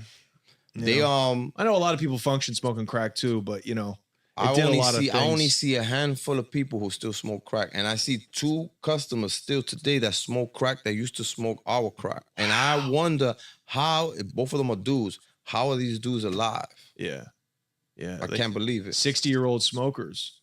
Yeah, I mean, there still are some, you know, eventually their hearts will give out. It's bad for your heart to keep smoking cocaine like that. But, man, I don't know. It's in every hood. There's still crack spots. I'm sure they're still getting it. There's one in my neighborhood. It's not my neighborhood, but it's 7 blocks away, you know, on going towards the east side. You have to also consider that those are transactions on the street. There are drug dealers that will buy 1,000, you know, G packs from us, 1,000 vials. Oh, okay, so you were actually selling wholesale to outside crews too. They weren't crews. They were, you know, they were single dude operations that they take 1,000 cracks with them to Nyack, New York, or Rockland County. Right. And it's easier for them to buy it made where they know it's good and it's all packaged, and they don't have to have a stash spot. They don't have to have a place to bag up at, and it's already done. And they just get on a bus and they take it with them. And those $3 vials, they're selling them for 10. So they're making more money buying them like that than if they were buying Coke and cooking up Coke. Right. They're not risking losing nothing when they're cooking, none of that. Man. Yeah, there's a lot of small town. That's like kind of small town crack dealing. Your crew is the highest level of professional crack dealing. Do you think that's true? Yeah, I believe that. I believed it then. We used to take it very, very, very seriously. Yeah, so you're 18-year-old kids. I was going to say, this is an enormous amount of responsibility for an 18, 19, 20-year-old kid. Think about that payroll. You're paying 46 people. Yeah. Every week? Every week, you're paying 46 people. The only times that we didn't pay 46 people is when we're paying the pitchers and the lookouts off the bundles. Right. So they're paying themselves. And when after paying everybody out, you've got your net for the week. Are you sending money back to Puerto Rico? Like, how are you hiding the money? I never send no money to Puerto Rico. I was uneducated about money. So I'm making money and spending money and women and hotels and trips and jewelry and this car and that motorcycle and these rims and that other motorcycle and that other chain. Stupid. Yeah, I know. I never like to talk to old kingpins about this because it's like, God, how many buildings could we have bought in Harlem with 1 week's worth of vial money that's worth that white people are spending $2,500 a month on apartments, studio with the bathroom in the shower. Yeah, studios right now. You know what I mean? $2,500 in my neighborhood. Yeah, where you used to like. But you know, you're step right over about dead that. bodies, man. But I never like to bring that up because it's so sad. But how could you? But I do know what I like. I like to just you know, we only as sick as our secrets, and if you could own the truth, nobody has no power over you with it. You know. Yeah. And at the time, to add to that, we personally knew of brownstones that were being sold for $1, and we never, we just were ignorantly willing to die in the same shit that we were doing. You know, you go to you in a club and you ran out of money, you could come uptown and put your own hand in the hole and tell Timmy, let me get $3,000, hurry up. Yeah. And you know, you have a 24-hour ATM machine. It's like you didn't even appreciate at a certain point the power that you had. Because it was so normal and you were so young. And you or I thought that's gonna be like this forever. So do you know of any hustlers that actually got out of the game and like ahead that didn't have to do long bids, that actually invested out? Yeah. I got out and lasted 3 weeks before they arrested me. No, I meant like retired. Retired. No. Yeah. No. It's just too much money. It's unthinkable. I mean, a lot of people get killed before they could make money or make a lot of money. So our mentor was 23 years old when he was killed.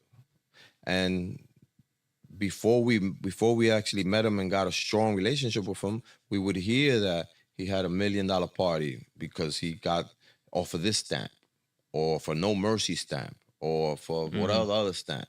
That might not happen for him with every stamp that he owns, but with that stamp it did, and they're having a party. So he didn't get to retire, and I doubt he ever thought about it. He was, after that shooting on the Houston, 90 days later, he was killed on 109th Street with the other guy that was with him. They were together again, and the same crew came back and killed him. Yeah. So tell us how you eventually ended up getting out of Rikers for the Raymond shooting. I never got out. They picked me up and charged me with the YTC case. Okay, so while I'm with the Colombians, and we're watching a soccer that I hate to watch, but I'm saying I gotta watch this. This is a business little, thing we got going on here. Yeah. The news came on, the Spanish news, and I see my neighborhood. And then I see one of my guys and another one, and they all on a chain gang getting put into paddy wagons. And I'm looking, and now I'm listening, and now I'm stressed out. So I went into my cell and locked the in. And the next morning, nothing happened. And I'm still, you got that fear in your chest. Nothing is going on. I'm not trying to move around too much. But the next day, the cell opens. And I know what it is. But I stick my head, I'm like, what's up? With attitude. Like, what you opening my cell for? Yeah. Because they're setting up breakfast. And the only people to get released are hospital runs or court runs. So I say, I don't got to go to no hospital. He said, you going to court though? And I said, I don't got no court date. He says, yes, you do. And I said, no, I don't. I'm like, don't say that. I'm cool where I'm at. I'm like, stop bothering me. Lock this. And he said, you got to go. Now I know you can't refuse. And I know the Ninja Turtles are going to come if I refuse.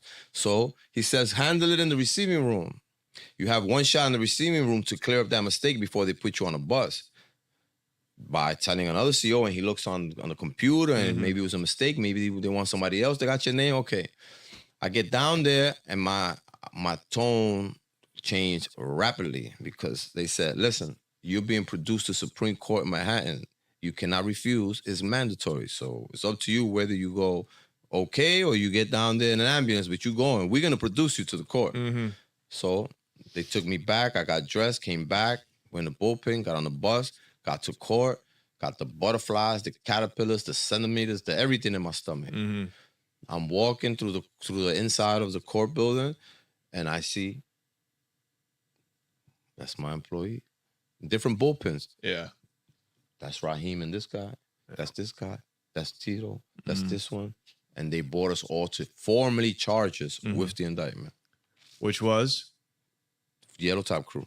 Wow. So they had it like the United States versus Yellow Top Crew? 95 count, 100-page indictment, thick like this. I still have a copy, and that's what we were being charged with. So 5 at a time, 4 at a time, 3 at a time. They took guys up, charged them with their counts on the indictment, and brought them back down. And throughout the whole day, that's what was happening. Wow. And then everybody goes back to Rikers Island. When I went back to Rikers Island, now my classification is too high for me to be where I was. So they packed me up and put me in a CMC house. CMC is Central Monitoring Case. And that means Albany has their eye on you all the time. And reports are being, you may not know it, but the CO that's working is given paperwork so he could fill out about whatever you're doing. You playing cards, you sleeping, you hanging out with Blasi, you talking with this guy all day, every day. Were you charged as the ringleader? Tito and I both. Okay. Is this the feds? This is state. Wow. That's what I found so crazy is that you were not charged in federal court. Like how the DEA didn't want you, They wanted us and they were aware of us, and I've had contact with them because they confiscated a motorcycle from me. I had it for about 4 days and they confiscated it from me. And they told me, we're taking this bike and next we're going to take you. And I'm thinking in my mind, yeah. You ain't satisfied with just the motorcycle? Yeah. But so I know they were aware. Yeah. And then I tried to hire a lawyer to fight getting my motorcycle back. Because at the time a law was being used that they could confiscate whatever you got as long as they think it was bought with drug proceeds. Now you could get it back if you could prove that it wasn't. But you're going to pay a lawyer like to fight a case, basically. They call that civil forfeiture. Civil forfeiture. It's their way to steal, and they still do it. They still do that. They still do it. They get big money with that. Yeah, it's theft. And they use it for themselves, for the police department, for the county, for whatever they decide. They reappropriate it. They'll take that car they stole from you, they seize from you, and they'll go arrest somebody else with it. And that's legal, huh? But why do you think now in this day and age, if somebody at your level selling that much drugs, that would probably be a Fed case now, right? It definitely would. I just don't think it was then because there was a lot of garbage in it. How so?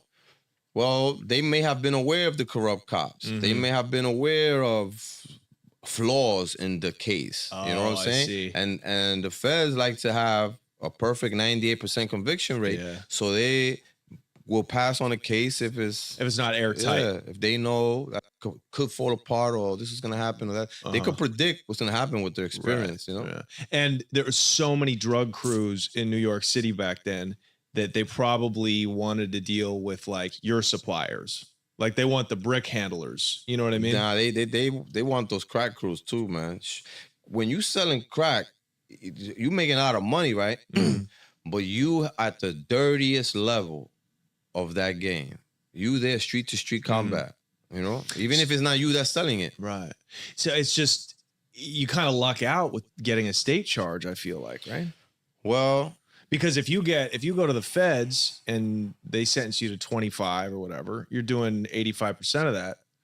You can parole maybe out of the state and do less time. I don't know. I mean, it just seems like if you have a choice, you'd rather have like state charges because they're easier to beat. Well, there's benefits to both if you have to deal with that kind of situation. For me, I thought it'd be better to be in the state at the time simply because I could still get conjugal visits. So I'm thinking that's going to be something. They were doing that back in the They still do that to this day. In New York. Wow. Yeah, that was implemented after the Attica riots. Yeah, if these guys are getting laid, they're not going to riot. They got family, chill. There's something to look forward to. You got to behave in order to be a part of that program. Right. So it works for them also. You know, they get a benefit. There's a mutual relationship when it comes to that. But the feds, you probably could do better time. You probably could get a decent cop out. The feds, I think the feds are pretty fair when it comes to plea bargains. You know, they give people an opportunity to plead. Right. Whereas the state, like with a lot of people in Rafael, you don't take 12 and you blow trial, you're getting 213 years. So there's guys in the feds that take 20 years for 4 murders. Back then. Yeah. Now, the feds have mandatory minimums for everything. For the weight, for the quantities in drug cases. In the state of New York, is there something similar? Like Yes. did you get hit with the Rockefeller laws? Or are those different? Yes. Okay. So what was the maximum you were facing? 183 to life. Yeah. They have to throw that in there. They can't just say 183 years. They got to say 183 to life. If you lived 183, you get to go home. Wow. But and the state is just you're doing time in dirty ass places. Is the bottom. So all I'm trying to say is in the feds, it's like a greater caliber of people. Of course. Yeah, of course. So did you and Tito's also the ringleader? Yeah. Is it like a RICO case, like a state case, like it's a federal? Yeah, without, do you know what I mean? Without the RICO mentioning, right? Yeah, it's the same conspiracy structure. 1 and conspiracy 2. Okay. So we got charged as leaders with every crime. Right. Even if you didn't touch them, you're the shit. leader of a crew. Every sale that was made goes to us. Even though I'm on a recording telling one of my employees, don't sell to nobody that's coming dressed like this and he's gonna have a female. Boop. The dude comes, he's with the female, he's dressed like I told him, and that employee kept selling to him. Yeah. Like if he's a crack addict, and he's buying 100 packs at a time, sometimes 300 at a time. Nobody's smoking like that. Right.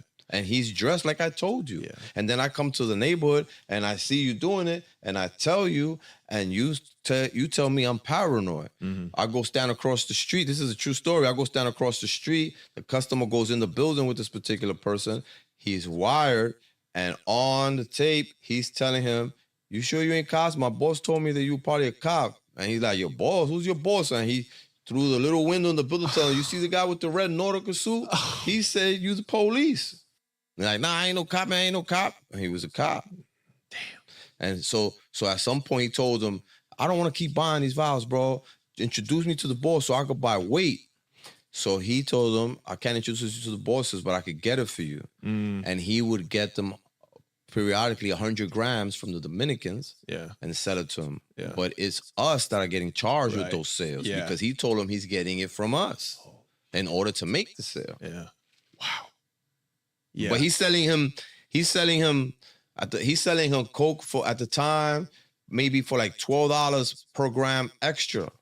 So it don't benefit him to let the guy go. It benefits him to believe that I'm paranoid. In order for him to, every time that guy comes, he makes $1,500 off of him clean for something that he don't have to put a penny into. He's just getting it from A and giving it to B. So what are the other workers facing? Like, what are the guys like that? Everybody involved. What are the lesser charges? Sales, mostly sales, possessions, or conspiracy to sales or possession. Okay. That's the most redundant charge. Yeah. So what other evidence besides controlled buys like that and wires? What other evidence did they have when you found the discovery? They had 14 attempted murders, shootings that, like you said. But how though? Did they have CIs? They got CIs, but they got victims, and they don't need his cooperation. They have hospital reports, they have police reports, and they have the CI that says, yeah, he got shot because of this. So they get mentioned in there. How? Through overacts. Which is? When they say, in order to, you made these two moves in furtherance of your conspiracy to do that over there. So these two things that you did, get it? So every RICO conspiracy case is going to include overacts. Yeah. So this murder, even though it didn't have anything to do with this drug sale or vice versa, it's all part of one big crime. Once they put the conspiracy word in there, that's the worst charge you could sometimes have, because but what they don't evidence need much to prove it. Like what is it? Did they have any physical evidence? Did they find a gun with a fingerprint on it? Did they find? They never found. Back then they didn't use DNA like that. There was no gun with fingerprints in it. Nobody got caught with a weapon that was associated with a homicide. None of that happened. But when you have a group with a conspiracy charge and you got 6 to 8 months worth of video footage of this operation, and cheese lines and people in and out, and sometimes a guy comes to the door and he's looking, but you can see a gun in his waist, and they zoom in and they taking pictures of all that, and then later he's talking to you in your car, and they linked us all that way. Conspiracy for everybody. That means all of y'all are related to each other with these crimes. And did they ever get you on like a Boy George, party where you were spending a bunch of money or anything like that? What were some of like the wild? I had no evidence on me, really. I didn't get caught ever with anything as far as that case. I didn't get raided and they found anything. Nothing, zero. So the only thing they ever got you with was an Uzi, a Mac 10. A Mac 10, just on like a separate humble. Yeah, in the beginning. Yeah, just on like a fluke, right? Yeah, and that was included in there too, as an overact. They said you protecting your neighborhood with this machine gun. So it was literally just hearsay that you were the boss. And then they got more than that, Well, they got the guy pointing out to this undercover that's what happened. Pointing out to you that was the. I quit. I sold a portion. I sold my portion to Tito of Yellow. For how much? I don't want to say that. Come on. Come on. It was a basement. It was a friendly thing. Okay. It was a friendly thing. It wasn't, I need to get something. Yeah. And I didn't keep the money. I put it up for somebody else's attorney. Okay. I just didn't want to have to come out of me for it. So, and then another spot that I had gotten throughout that period, I sold it to the guy that I had managing it. I could tell you that price to him. I told him, just give me 50,000. You don't have to give me now. I'm gonna come get 5 from you this day, 10, 5 that way. That's it. So, what was your question? I got thrown off. Well, the question was what evidence they had that you were the boss. Okay, so I didn't get caught with anything. I ain't on no wiretap. I didn't get caught with a gun again ever. But the word conspiracy is all that they needed, because when Raymond got shot, he said what he said about me. There's been other people that have gotten shot and they said the same thing. I had an argument. I mean, Tito had an argument with a dude on 125th Street one time. I'm with him. I shot him 2 times. That came up on the paperwork. The apartment in Parkchester, the realtor that I and Tito went and got it for, although it was a fake lease, he then admitted that, yeah, it was to us that he rented the apartment to, and we used fake pay stubs. On the lease, I wrote Julio Iglesias, and only him and I knew that, and that came out in court. So that's how so by getting the backstory from different people, they put the case together. By using surveillance all the time and pictures, they knew who's who and who's in the neighborhood and who's controlling. They used pictures of me on the block with maybe 8 guys surrounding me. We all talking to show, look, see, every time you come to the block, this is the guy. I have all of that in their own words on paperwork. Yeah. Did they lie at all? Or was it a pretty good case? Did they have? It was a pretty good case, I would say. So what was the first plea deal? Did you get a plea deal? Hold on. Yes, they I don't know if they want to attribute this to lying or if they made an mistake, but one of my co-defendants, Damon, they charged him with a homicide that he didn't do. That was a friend of mine, and they didn't have an explanation. He was just charged with it. We weren't even charged with it. Excuse me. Just he was charged with it. So that's one of the guys that I got the homicide off of him. My plea bargain, I was begging for 25, and they wasn't trying to hear it, and the different DAs changed. And then I have. What about the cops? What about the dirty cops?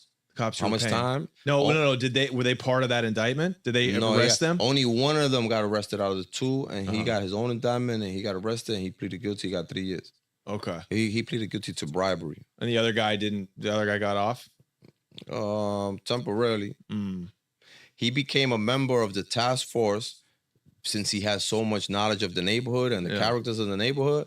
They gave him a membership to that task force, and that task force is responsible for arresting the NFL crew, the Wild Cowboys, the Purple Top crew, the Jerry Curl Gang crew, La Compañía, and what's that other famous Natural Born Killer crew.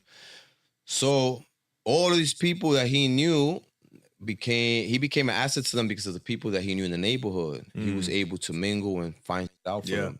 He had a lot of history. So now he's shining in the pictures for the newspaper with the collars that he's making. Yeah. And he got recognized in New Jersey by the cops he sold 3 kilos to. Yeah. And that name is AJ Molino. And they went and told on him, or how did that? They came and arrested him. They came and arrested him. Damn. They contacted the higher-ups at the Manhattan District Attorney's Office and let them know they're coming to get him because he's down with that task force, and that's at the top. Wow. And so he was shining as like this hero cop. Yeah. But then he got caught selling 3 keys. He already has sold them. Yeah. So did you have anybody that was threatening? Did the DA say, hey, we got plenty of witnesses if you take this to trial that we're going to testify against you? They didn't have to tell me that. I knew that already. Okay. Who were some of those people that would have testified? Did any of your crew break? There's people breaking every crew. That's normal. Okay. So you have people that were So I wasn't worried about that because those people just could talk about drugs. We didn't discuss murder and shootings with none of the workers. People that are only selling drugs, only looking out, only delivering, only bagging up. There's no purpose. They don't make those decisions. Did they have your shooters? Did they arrest the shooters? Everybody. We all got arrested. Nobody got away. Okay. So you had some of those people would have testified if you had taken it to trial? Do I believe that? Yeah. Yeah. Wow. Okay. So how long were you on Rikers for? How long were you fighting him? I was 3 years. Yeah. It's a long time to be on Rikers Island. You've been on Rikers? No. I've been in Oregon jail, and it was long enough, bro. Oh, well, on Rikers, there's 17 jails, and only one is a female jail. And if you CMC, there's only one that you could go to at the time. When you CMC, they keep you in the borough houses, Brooklyn House, Bronx House, and Queens House. So being on Rikers is the worst place you could be as far as jails. Yeah. What was your lawyer, Lynn, was she optimistic? What did she want to do? Did she want to take it to trial? No, What was she told me telling we you? can't go to trial. And if we do, you have to decide whether you could live with 100 or 183. Because let's say I beat half of it. With this judge, she's never going to be in favor of any motions that I put in, or any objections that I make. So, this judge used to be a district attorney. Yeah. And now she's a judge, being super hard on crime for the purpose of running for the main position of district attorney in New York County, which she did unsuccessfully 2 times. Right. So she had her motive and her plan and her scheme, just like everybody else. The officers and the corrupt task force members had their scheme and their plan. We had our plan. Everybody had a plan. And it's 1994 now. So it's 1994, the summer of 1994. Yeah. So New York is coming down hard as on crack, on street crime. It's Giuliani now. So everything, it's no more cowboy years. Like the cowboy years are coming to an end. And these crews that are going down are getting spanked. And they back to back. 33 days later, I think, same task force, same judge, took Purple Top, our competitors. Wow. Yeah. 4 months later, they took the people that filled in my spot, that the other spot. That was an independent spot that I had. In 8 months, they caught 8 murders, natural born killers. Yeah. But you were there for 5 years. Yeah. Which is an eternity. It is an eternity. How much dope you were moving, how many people were start getting killed. stinking in that time. Yeah. So how did how did this resolve itself? How did it adjudicate itself? You did 15. So what did you end up 15 taking? to life. Yeah. I was fighting for Rockefeller relief. I made it all the way to the appeals court with a novice issue. And I had a high power attorney that took the case for free because he was interested in the points that I had, and he wanted to be responsible under his name to, establish that for his career. But we lost. So basically, I pleaded guilty to conspiracy to possess and distribute narcotics. The law, when it was reversed for Rockefeller sentencing, only gave relief to you if you have possession or sale. The word conspiracy is not involved. Right.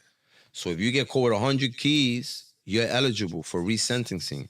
If I only planned to get 100 keys from you, I don't get no relief. God, dude. So the only way it was worth it is if you got caught with everything. Yeah, yeah. That's why I've always said that. It's better to get caught with more. Because if it's your if it's your first time, you might as well, it makes no difference. You might as well go as hard as you can on your first run because at least you can go to the feds now, like in your case, right? Like there's little technicalities in the law, or you can go to the feds and, now they have like what do they call it? Compassionate releases and stuff that. They make some kind of way for lifers to get out early, That's only over there though. Yeah. And the feds. And Lynn Stewart ended up in federal prison, and that's how she got out. Compassionate release. Okay, so oh man, should we save that for the Patreon? I want to figure out how your attorney ended up in federal prison. That's why we'll save that for the Patreon. But I want to wrap up with your story. So you're fighting it for 3 years, and you eventually take 15 to life. Did Tito take the same thing? No. See, so. And with this, I'm gonna be a little dicey because I'm not trying to hurt certain people's names, right? That are still in the legal field. So it was rumored that I had an unethical relationship with a young district attorney that happened to be on that task force, right? Okay. So, how could I put this? So one time, I was having a sexual conversation, or one that could be interpreted as such, and one of her colleagues heard it and reported it. Over the phone? In person. Oh, where? In the courthouse. Okay. So with the DA? She was one of our DAs. Damn, it's gangster, bro. So props. So what happens is, I'm not allowed. What I did with her is, I got her to help me get my guys plea bargains. So I got Tito plea bargain. You asked how much. He didn't get 15. He got 12.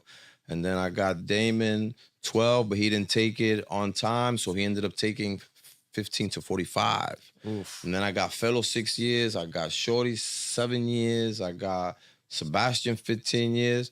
Because the trick is, you help me get my guys off. You still come up because you're getting the convictions. Yeah. A plea bargain and a trial conviction is the same thing for numbers. Yeah. So she's building up her resume. She was young, 27 years old, I believe, and young and hot and in there for the, it's kind of unprecedented that she would be there in that position because those dudes that run that task force have 40, 50 years in law enforcement. Right. But now she's shining. Right. But now this conversation that was heard took her down. Hold on. So were you? No. Really? No. You were just having this like. I mean, no. That's what they said. That's what I'm just telling you. That's what they said that was happening. But like I told you in the beginning, I don't want to tell you too. I'm gonna be dicey about that because, I don't want to get nobody in trouble. That's still a lawyer. That's still doing a career. Is doing whatever they're doing. But it wasn't what they thought it was. What would there have been? I could ask a question like this. Is your phone bill eating your hard-earned dollars? Then stop whatever you're doing and hear this out. Tello Mobile comes with the most affordable phone plans from day one and beyond. Go for the unlimited plan for just $25 a month. That's the most expensive one. Embrace the savings era and go for wireless that really suits your needs with Tello Mobile. Check Tello.com and get your next phone plan. Would there have been an opportunity of isolation to where I had a bunch of those. You could have had sex with this woman even though you were in custody? Yes. Okay. So the reason... And then you guys would talk. Yeah. And this is where you would convince her, hey, you'll still get your stats, but I want my guys to get off with good deals. Yes. Okay. So originally, it was her boss that said no when I tried to plead to the 25. Okay. Now I got 15. So that also caused a little problem, whatever the problem was amongst them up there and the people that make those decisions, And in the court system, once they offer you time, they generally respect it. They don't get mad at you. They get mad at you and give you more if you don't take it, but they don't say, well, you didn't take it yesterday, so today is 15 and a half. Usually they have a respect for that. That's the plea deal. 8 months later, you decide, you changed your mind, you're not going to go to trial. They haven't raised it yet. It's still available to you. And are you holding out? The longer you hold out, the more they're willing to give you a deal. Is that kind of how it happens works? with some cases. In our cases, I don't think that helped because the longer we waited, the more people came forward from other places that now we're not scared to talk. Yeah, but then why would your original plea go from 100 to life all the way down to 15? It was, if I blow trial, I would have got 183. Okay, so you got it down from 25. Yes, that's the number that I originally asked for. And and you know what? I prayed for 15 to life sentence. And through her is how I used that senior dude, Mark Tebbins, the task force detective, to go out and have sex with different girls. We talked about that, right? So that's who I used for that because him and her were very tight. Can you explain that? I think I said a lot already. No, but what about who is this cop? I don't understand this. He was a senior detective that was working for her. And he's been responsible for a lot of big cases, a lot of big time arrests of, big gangsters. Yeah. And, I used to use him and to go to a woman that I used to be dating or have sex or go try to have sex with this other chick or have sex with this one. While you were on Rikers, he would... While I was on Rikers, I had no bail, but if anybody with a badge and the right paperwork goes pick you up to be produced, the correction officers have to produce you to that agent so that agent can take you to court. But they have no way to prove if you was actually in court. they just know that you made it back, and he turned in the paperwork, he Yeah. signed it, and bye, and that's it. So Nobody asked no questions about that. So he could just drive to Rikers, pick you up, bring you into the city and have you meet your girl so you could get laid. Yes, that's what I did. Now, why would he do that? What was he getting out of this?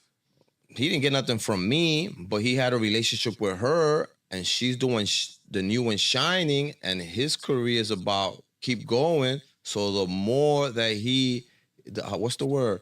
The more that he networks with her and pleases her, the more favor he's gonna have in that unit.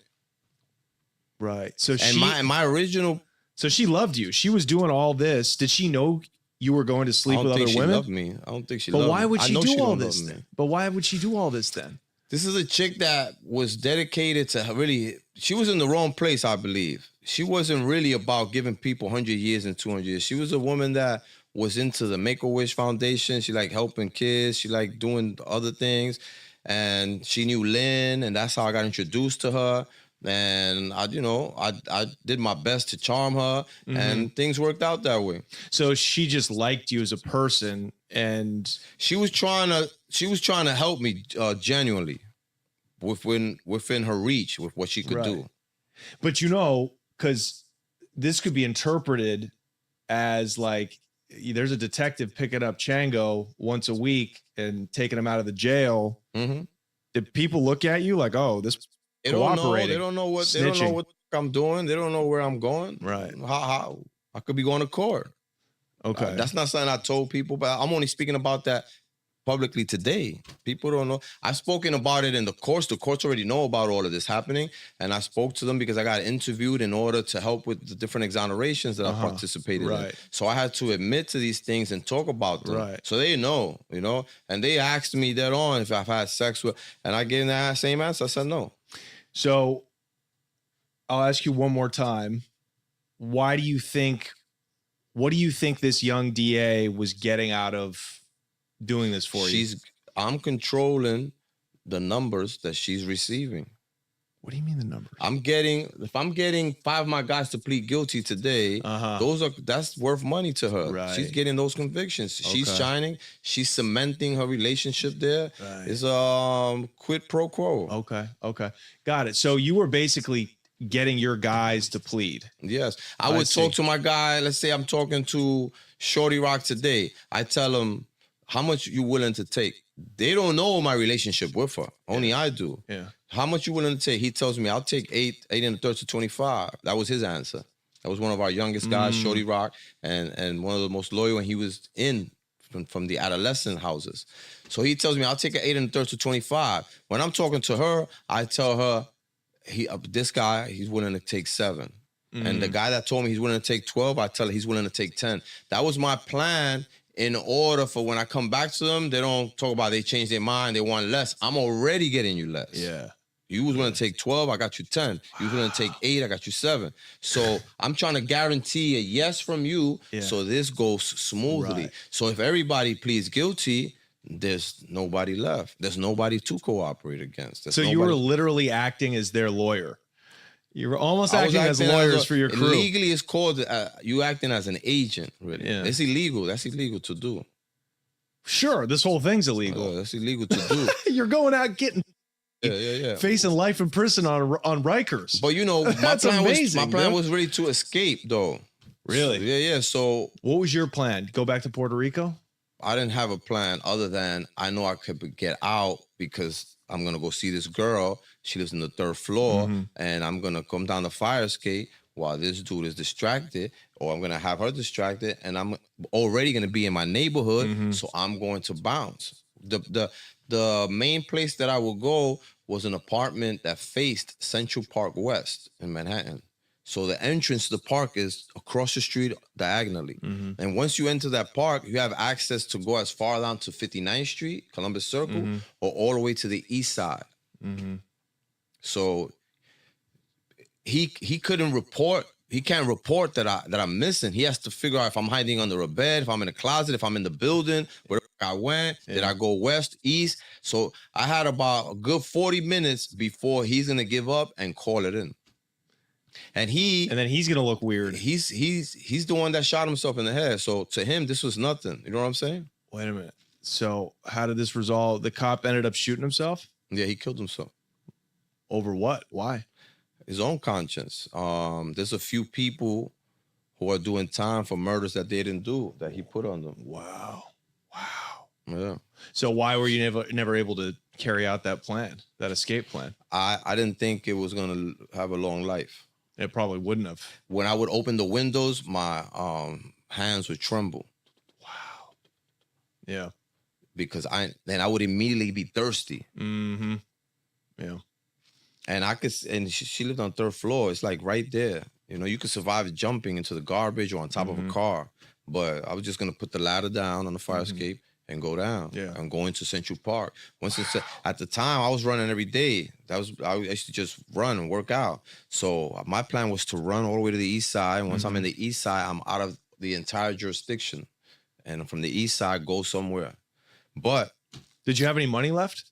Yeah, I have money left. That was part of the plan to get that money. Yeah. But I, in my heart, knew that it was not gonna last long. And in the end, I didn't do it. And sometimes early on, I will regret not doing it. But in the end, I got over that regret and realized that it was the best thing that I did, just to stick it out. Yeah. Yeah.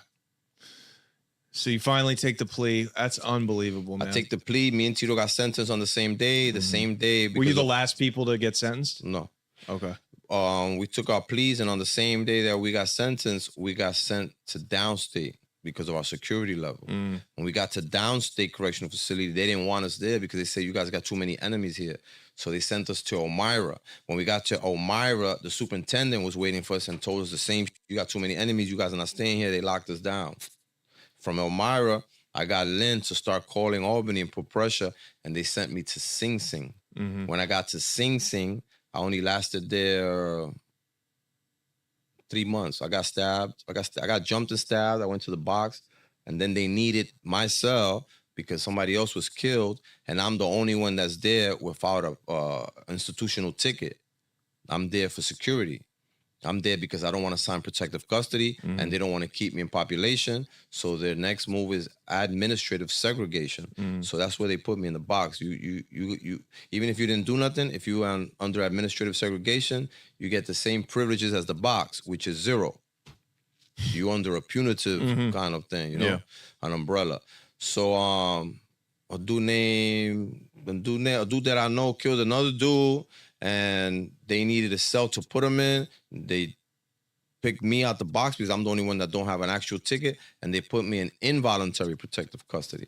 Once in involuntary protective custody, the memorandum is within 5 days they're supposed to put in a transfer order from this, and they did. So from Sing Sing, I went to Clinton because I just got stabbed up, and because it's a high-profile case, they put me in APPU in Clinton. That's a jail, that's a prison inside of that prison. Separate, only for high-profile cases. So that's where I was with Joel Rifkin and the Happy Land killer and the Zodiac killer and my man that put his baby in a microwave and nuked it and all kind of serial. And crazy. Had an FBI agent in the cell under me that was in charge of the Gotti case. Wow. I had all kind of wild and weird people. What was your family going through at the time? What was your mother thinking? Hell, because my sister died. And so right after my sister died, 90 days later, her daughter died. Oh. And so my mother was going through that, and she didn't know the facts about me. And she's thinking I'm going to get out any day, but I'm trying to complete a long ass bid. So it was excruciating for her. Did you expect to get out right at 15? No. Or did you expect to do life? I expected to do life. Yeah. That's the way to go in my opinion. Now in California and Oregon, I just speak because this is the only places I know where I've done time. Historically, if you had an L, whether it was 5 to life, 25 to life, they would never parole those people. You know, like even if you got 5 to life, they wouldn't give you 5 to life. But my point is, like, if you got popped on a body and you had 30 to life, they just didn't parole you. Like you were getting, you In were doing Oregon, life. you said? Yeah. But in New York, was that common, or were they actually paroling people that had, you know, a number plus life? No. Back then, you could get, 12 and a half to 25 for 2 murders and 3 attempted murders. There was a period where you could get work release even if you have a murder. It's crazy. There was a time where you get bail for 4 murders, which was $250,000. And but you had life though, so you had. No, I'm showing you how loose the courts were, right? So that's where it starts. So parole, people getting, if you could get work release for a murder, that means everybody's getting parole, right? Yeah. But then Pataki came into office. Right, Governor Pataki. Yeah, and parole was almost non-existent. No matter if you got life or not, you're gonna have to CR. You're gonna have to wait for your conditional release date. And if you have tickets or fights or get any of those while you're waiting for that condition, then you're gonna have to stay longer. And you figured, as a guy with a high-profile case, a lot of enemies, there was no way you were gonna be able to behave yourself. Nah, I didn't think I was gonna survive that time, because everybody that we got rid of, shot and took over their neighborhood, their spots. That wasn't the only spot we had, right? We took over other neighborhoods. Everybody you don't want to see, you see in prison. Yeah. And you already got stabbed, what, your first week or your first months in prison? I got stabbed in Sing Sing maybe a month after I got there. Do you think they were trying to kill you? I don't know. I think they were, to tell you the truth. They had a washed up, put the hate out on me because another guy that I don't know, that wasn't down with me, which is the guy that I took the drugs from and threw him in the street and his money in the street. He pretended like I was his co-defendant and told them that I told on him. He was a lookout. He was a manager for Purple Tie. He had nothing to do with me. So they told him, prove it, show the paperwork. He didn't have the paperwork. So then they came to me and told him, yo, we could get rid of him for you and we could hold you down, but you have to, help us out. We've read your news article. You could get a lot of work. You could bring heroin. And I told him, nah, that's not happening, bro. I'm not. That's called friendly extortion. You know what I'm saying? You're not going to have me going to get drugs for you, stupid. Yeah. And I'm looking at the dude that's telling me this. He's a jailhouse alley cat, basically. And I'm telling him, that's not happening, bro. I'm not doing that. So then they put the hit out. And one dude held me and 2 dudes stabbed me up in the A block tunnel. Wow. Where? In Sing Sing. But where in the body did they stab you? Oh, I got hit in the chest, in the ribs, in the arm, and in the back. Do you like metal? Do you like video games? Brawl Stars and Dragon Force are teaming up for the release of the new legendary brawler, Draco. Say Draco! For the release of the new legendary brawler, Draco. Brawl Stars is collaborating with Dragon Force for the release of the new brawler, Draco. Download Brawl Stars and get Draco now. Did you ever carry anything? Yeah, I had something on me that day. I just couldn't use it because the dude that was holding me knew I had it. That's why he bear hugged me. And I had magazines on. I had magazines on in certain areas in case, because I already knew that this was going to happen. So I went out. I would go out ready when I would go out to the yard. And once I turned down that punk ass offer from this fat, I knew that it's on. Because they can't get no benefit from me. They trying to use me to get a benefit for themselves with this heroin, and that's like my ticket. But if I accept that, then that's gonna be my fate for the entire 15 years wherever I go. Right. So I told them that no. Yeah. And so now I'm their enemy. Yeah. Wow. When did things start to finally calm down in your 15-year stretch? I would say when at the age of 27. Because you went in, how old were you when you got arrested? Almost 21. And how old were you when you first started hustling?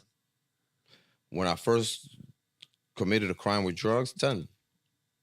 Right, but the Yellow Top crew, the formation in the Manhattan Valley was 17, 16 years old. Yeah, wow. And we had a 5-year run, basically. Yeah, yeah. What an era. What a time, man. What a time, good and bad, though. I learned a lot of things. They didn't have everything I learned wasn't illegal. Yeah. And people only talk about the people that you kill or you send to kill, but I have saved some lives too. I have stopped people from killing other people that I liked or was cool with. So, you know, nobody makes every decision the best way they can. Sometimes you just got to work with what you got. It's the craziest era in U.S. inner city history, man. It's for us to this day, certainly for me forever, I consider that I've survived a war, literally, because just like people would just whatever we were trying to do, people were trying to do to us too. And you know, you get tired of hearing them shots and they get sent at you and it's ricocheting. And after a while, you just become desensitized to all of that. Yeah. That's how a lot of guys we talk to, like Unique, he feels like he's survived the war. And he's not being hyperbolous, you know? No, I think he's right. It's true. Yeah. Did everybody... And you suffer from the same thing psychologically when it's over, like soldiers that are in war. PTSD, paranoia, blah, blah, blah. Do you think it's better now for the hood in New York, now that there's not this robust drug trade anymore? Oh, yeah. Okay. Way better. I'm glad that is not around and it's over. I don't look at none of that the same. I don't ever promote it. I don't, you know, I discuss it when I have to. But like right now. Yeah, that's disgusting in reality. You know. You know, nobody stays the same. And then as you mature and refine yourself, you wanna move away from the things that you did. And if you got kids or a kid, you want to teach better, so you want to be better, you know. So I don't look at that like I used to. I used to be proud of the accomplishment at such a young age to accomplish so much, right? And to provide in the form of being able to, for 5 years, keep a payroll. If you're into business, that's something to be proud of. Some people can't keep a payroll. Sure. So you're proud of the gimmicks that you created that took off, you know what I'm saying? You're proud of the branding, you're proud of all these things that you accomplished that help you get there. But now, when you sleep with that in a prison cell for 15 years and you sweat it out, you know that it wasn't cool, you know? Yeah. But you would have done it with anything, man. You did it with seafood on the beaches of Puerto Rico. Yeah, that's for sure. You were a hustler, man. That's my night. Yeah, my mom used to tell me, you're gonna be sick when you get older because you're always talking about money. That's all you talk about. And I was 8, 9, 10 years old at the time because I used to get $1 from her and buy 100 penny cookies to resell to my own friends or cousins. And I never made $1 because I was selling them for a penny. I didn't understand yet that I had to put a profit. I never made no profit, man. But coming from where you came from being homeless and you know, getting your lights and water turned off. I mean, these are dreadful conditions. Dreadful conditions. Who wants to sit in a bag at that? You know, who wants to do that? Nobody, man. But and who wants to see their mom suffering all the time and worried and stressed? And my mom has never did no drugs. If my mom throws a party, nobody comes because she won't have alcohol in the party. Wow. Yeah, we can call that shit. Eat that turkey by yourself, lady. Yeah. Is all of your crew that went down, are they all out? Did they all get out? No, three didn't get out. 3 didn't take the plea bargains that I got for them. So they blew trial. And they're doing... And because of the relationship or the alleged relationship between her and I, they removed her and they put a whole brand new person in. So to protect the integrity. So those guys didn't get out in time. They didn't take the plea bargains that I got them on time. So what did they get? 2 got 66 and 1 got 100. So they're never getting out, probably. They have appeals they have to work on. And they have the same issues as the other guys that have been exonerated with the same task force member who killed himself. Man, thank you for coming out here, dude. I appreciate it. Thank you for having me. I mean, I feel like it's an honor to talk to anybody from Harlem, anybody from that era. You know, you are a dying breed. Yeah, I believe so. Yeah. I'm happy to be here, though, man. This is, for me, important also, and it's also a privilege for me to be here, man. Yeah. So we're going to talk some more on the Patreon. Do you have anything? How does that work? How does that work? The what, Patreon? Yeah. You said we're going to talk. Yeah, we're going to talk. We're just going to switch over people that are subscribers, paid subscribers. This will go out to the masses, but our super fans, they pay a subscription and then they get a bonus episode. It's just quick. We won't take No, long. but you don't have whatever time you need. I'm saying I just don't know how you. What do you mean? You know? So what do you call me on? What is? I know what Patreon is. I have a Patreon page, but how do we talk on Patreon? We're gonna just sit here and we're just gonna end this and then keep talking. I thought you meant like you're gonna call me on Patreon. And we're gonna talk. No, I didn't say so. Call, Okay, so this what we're gonna talk now is going to Patreon. That's what you mean. No. We're gonna do. This is going on YouTube, on Spotify. This is going out to the world. But there's some extra stuff that I that's gonna go for the paid subscribers. All right. You know what I mean? Like a VIP type of thing. Exactly. All right. Exactly. I'm Right, gonna so try where to the Moet and the Cristal. We got the weed at least, you know? Yeah. So thank you, man. And we hope that these documentaries that have been made about you.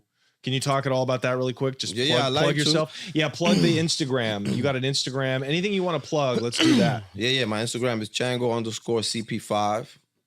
And what I got going with Alex Wright, my producer, is we got a docuseries coming out called Trust the Lords. We drop it on Apple, Tubi, and everywhere else that comes calling. I just did my first movie role in a picture called Love Music Shelter by Alex Scotland, a.k.a. Bonnie No Clyde. I'm working on trying to get another part. The part that I did for her movie, they liked it, so they decided to extend my role. So they're gonna give me new lines to add to put into so I could get more screen time. Yeah. And those are the things that I'm working on. I'm working on a feature film also. Everything that I'm doing with Alex Wright, and a documentary also. That's going to include everything we spoke about and everything that we didn't speak about. But everything that we didn't speak about, when you want to speak about it again, we can. Yeah. I'm giving you VIP now. All right, man. I'm honored. I'm Any honored. questions you have, any feedback you get, anything we didn't talk about is because you didn't ask or I didn't say. And you just have to make arrangements so we could talk again. Yeah. You got my number. Yeah. Maybe out there in New York, you know. And if you want to do that, we could do that. Yeah. Okay. So yeah, just I mean, and you could see documentaries about this. I've watched several on YouTube. Well, yeah. That you could go, the story is so deep. The streets, you could talk about this for days and days. There's so many stories within the stories. Right. So go check out Chango. Go follow him on Instagram. And can't wait to see the docuseries. And then we'll see you on Patreon. Patreon.com/The Connect Show. I was that APPU unit I like to explain. It's where Shine was at. It's where Tupac was at. It was where Old Dirty Bastard was at. I got Old Dirty Bastard his first phone call when he came there. Shine, I had him in the cell next to me. We cooked together and talked for the whole time that he was there. Tupac had left right before I got there. And I think that's where I mostly matured in my life. Yeah. It's where I read the most. It's where I was into myself the most. It's where I worked out the most. And so sometimes you may not want to be someplace, but it might be the best place for you, even if it's that place, I forget to mention anything we need to drop. That's the lesson. That's the lesson. It's a beautiful lesson. Thank you, Chango. Thank you. Appreciate you, brother. All right, no problem.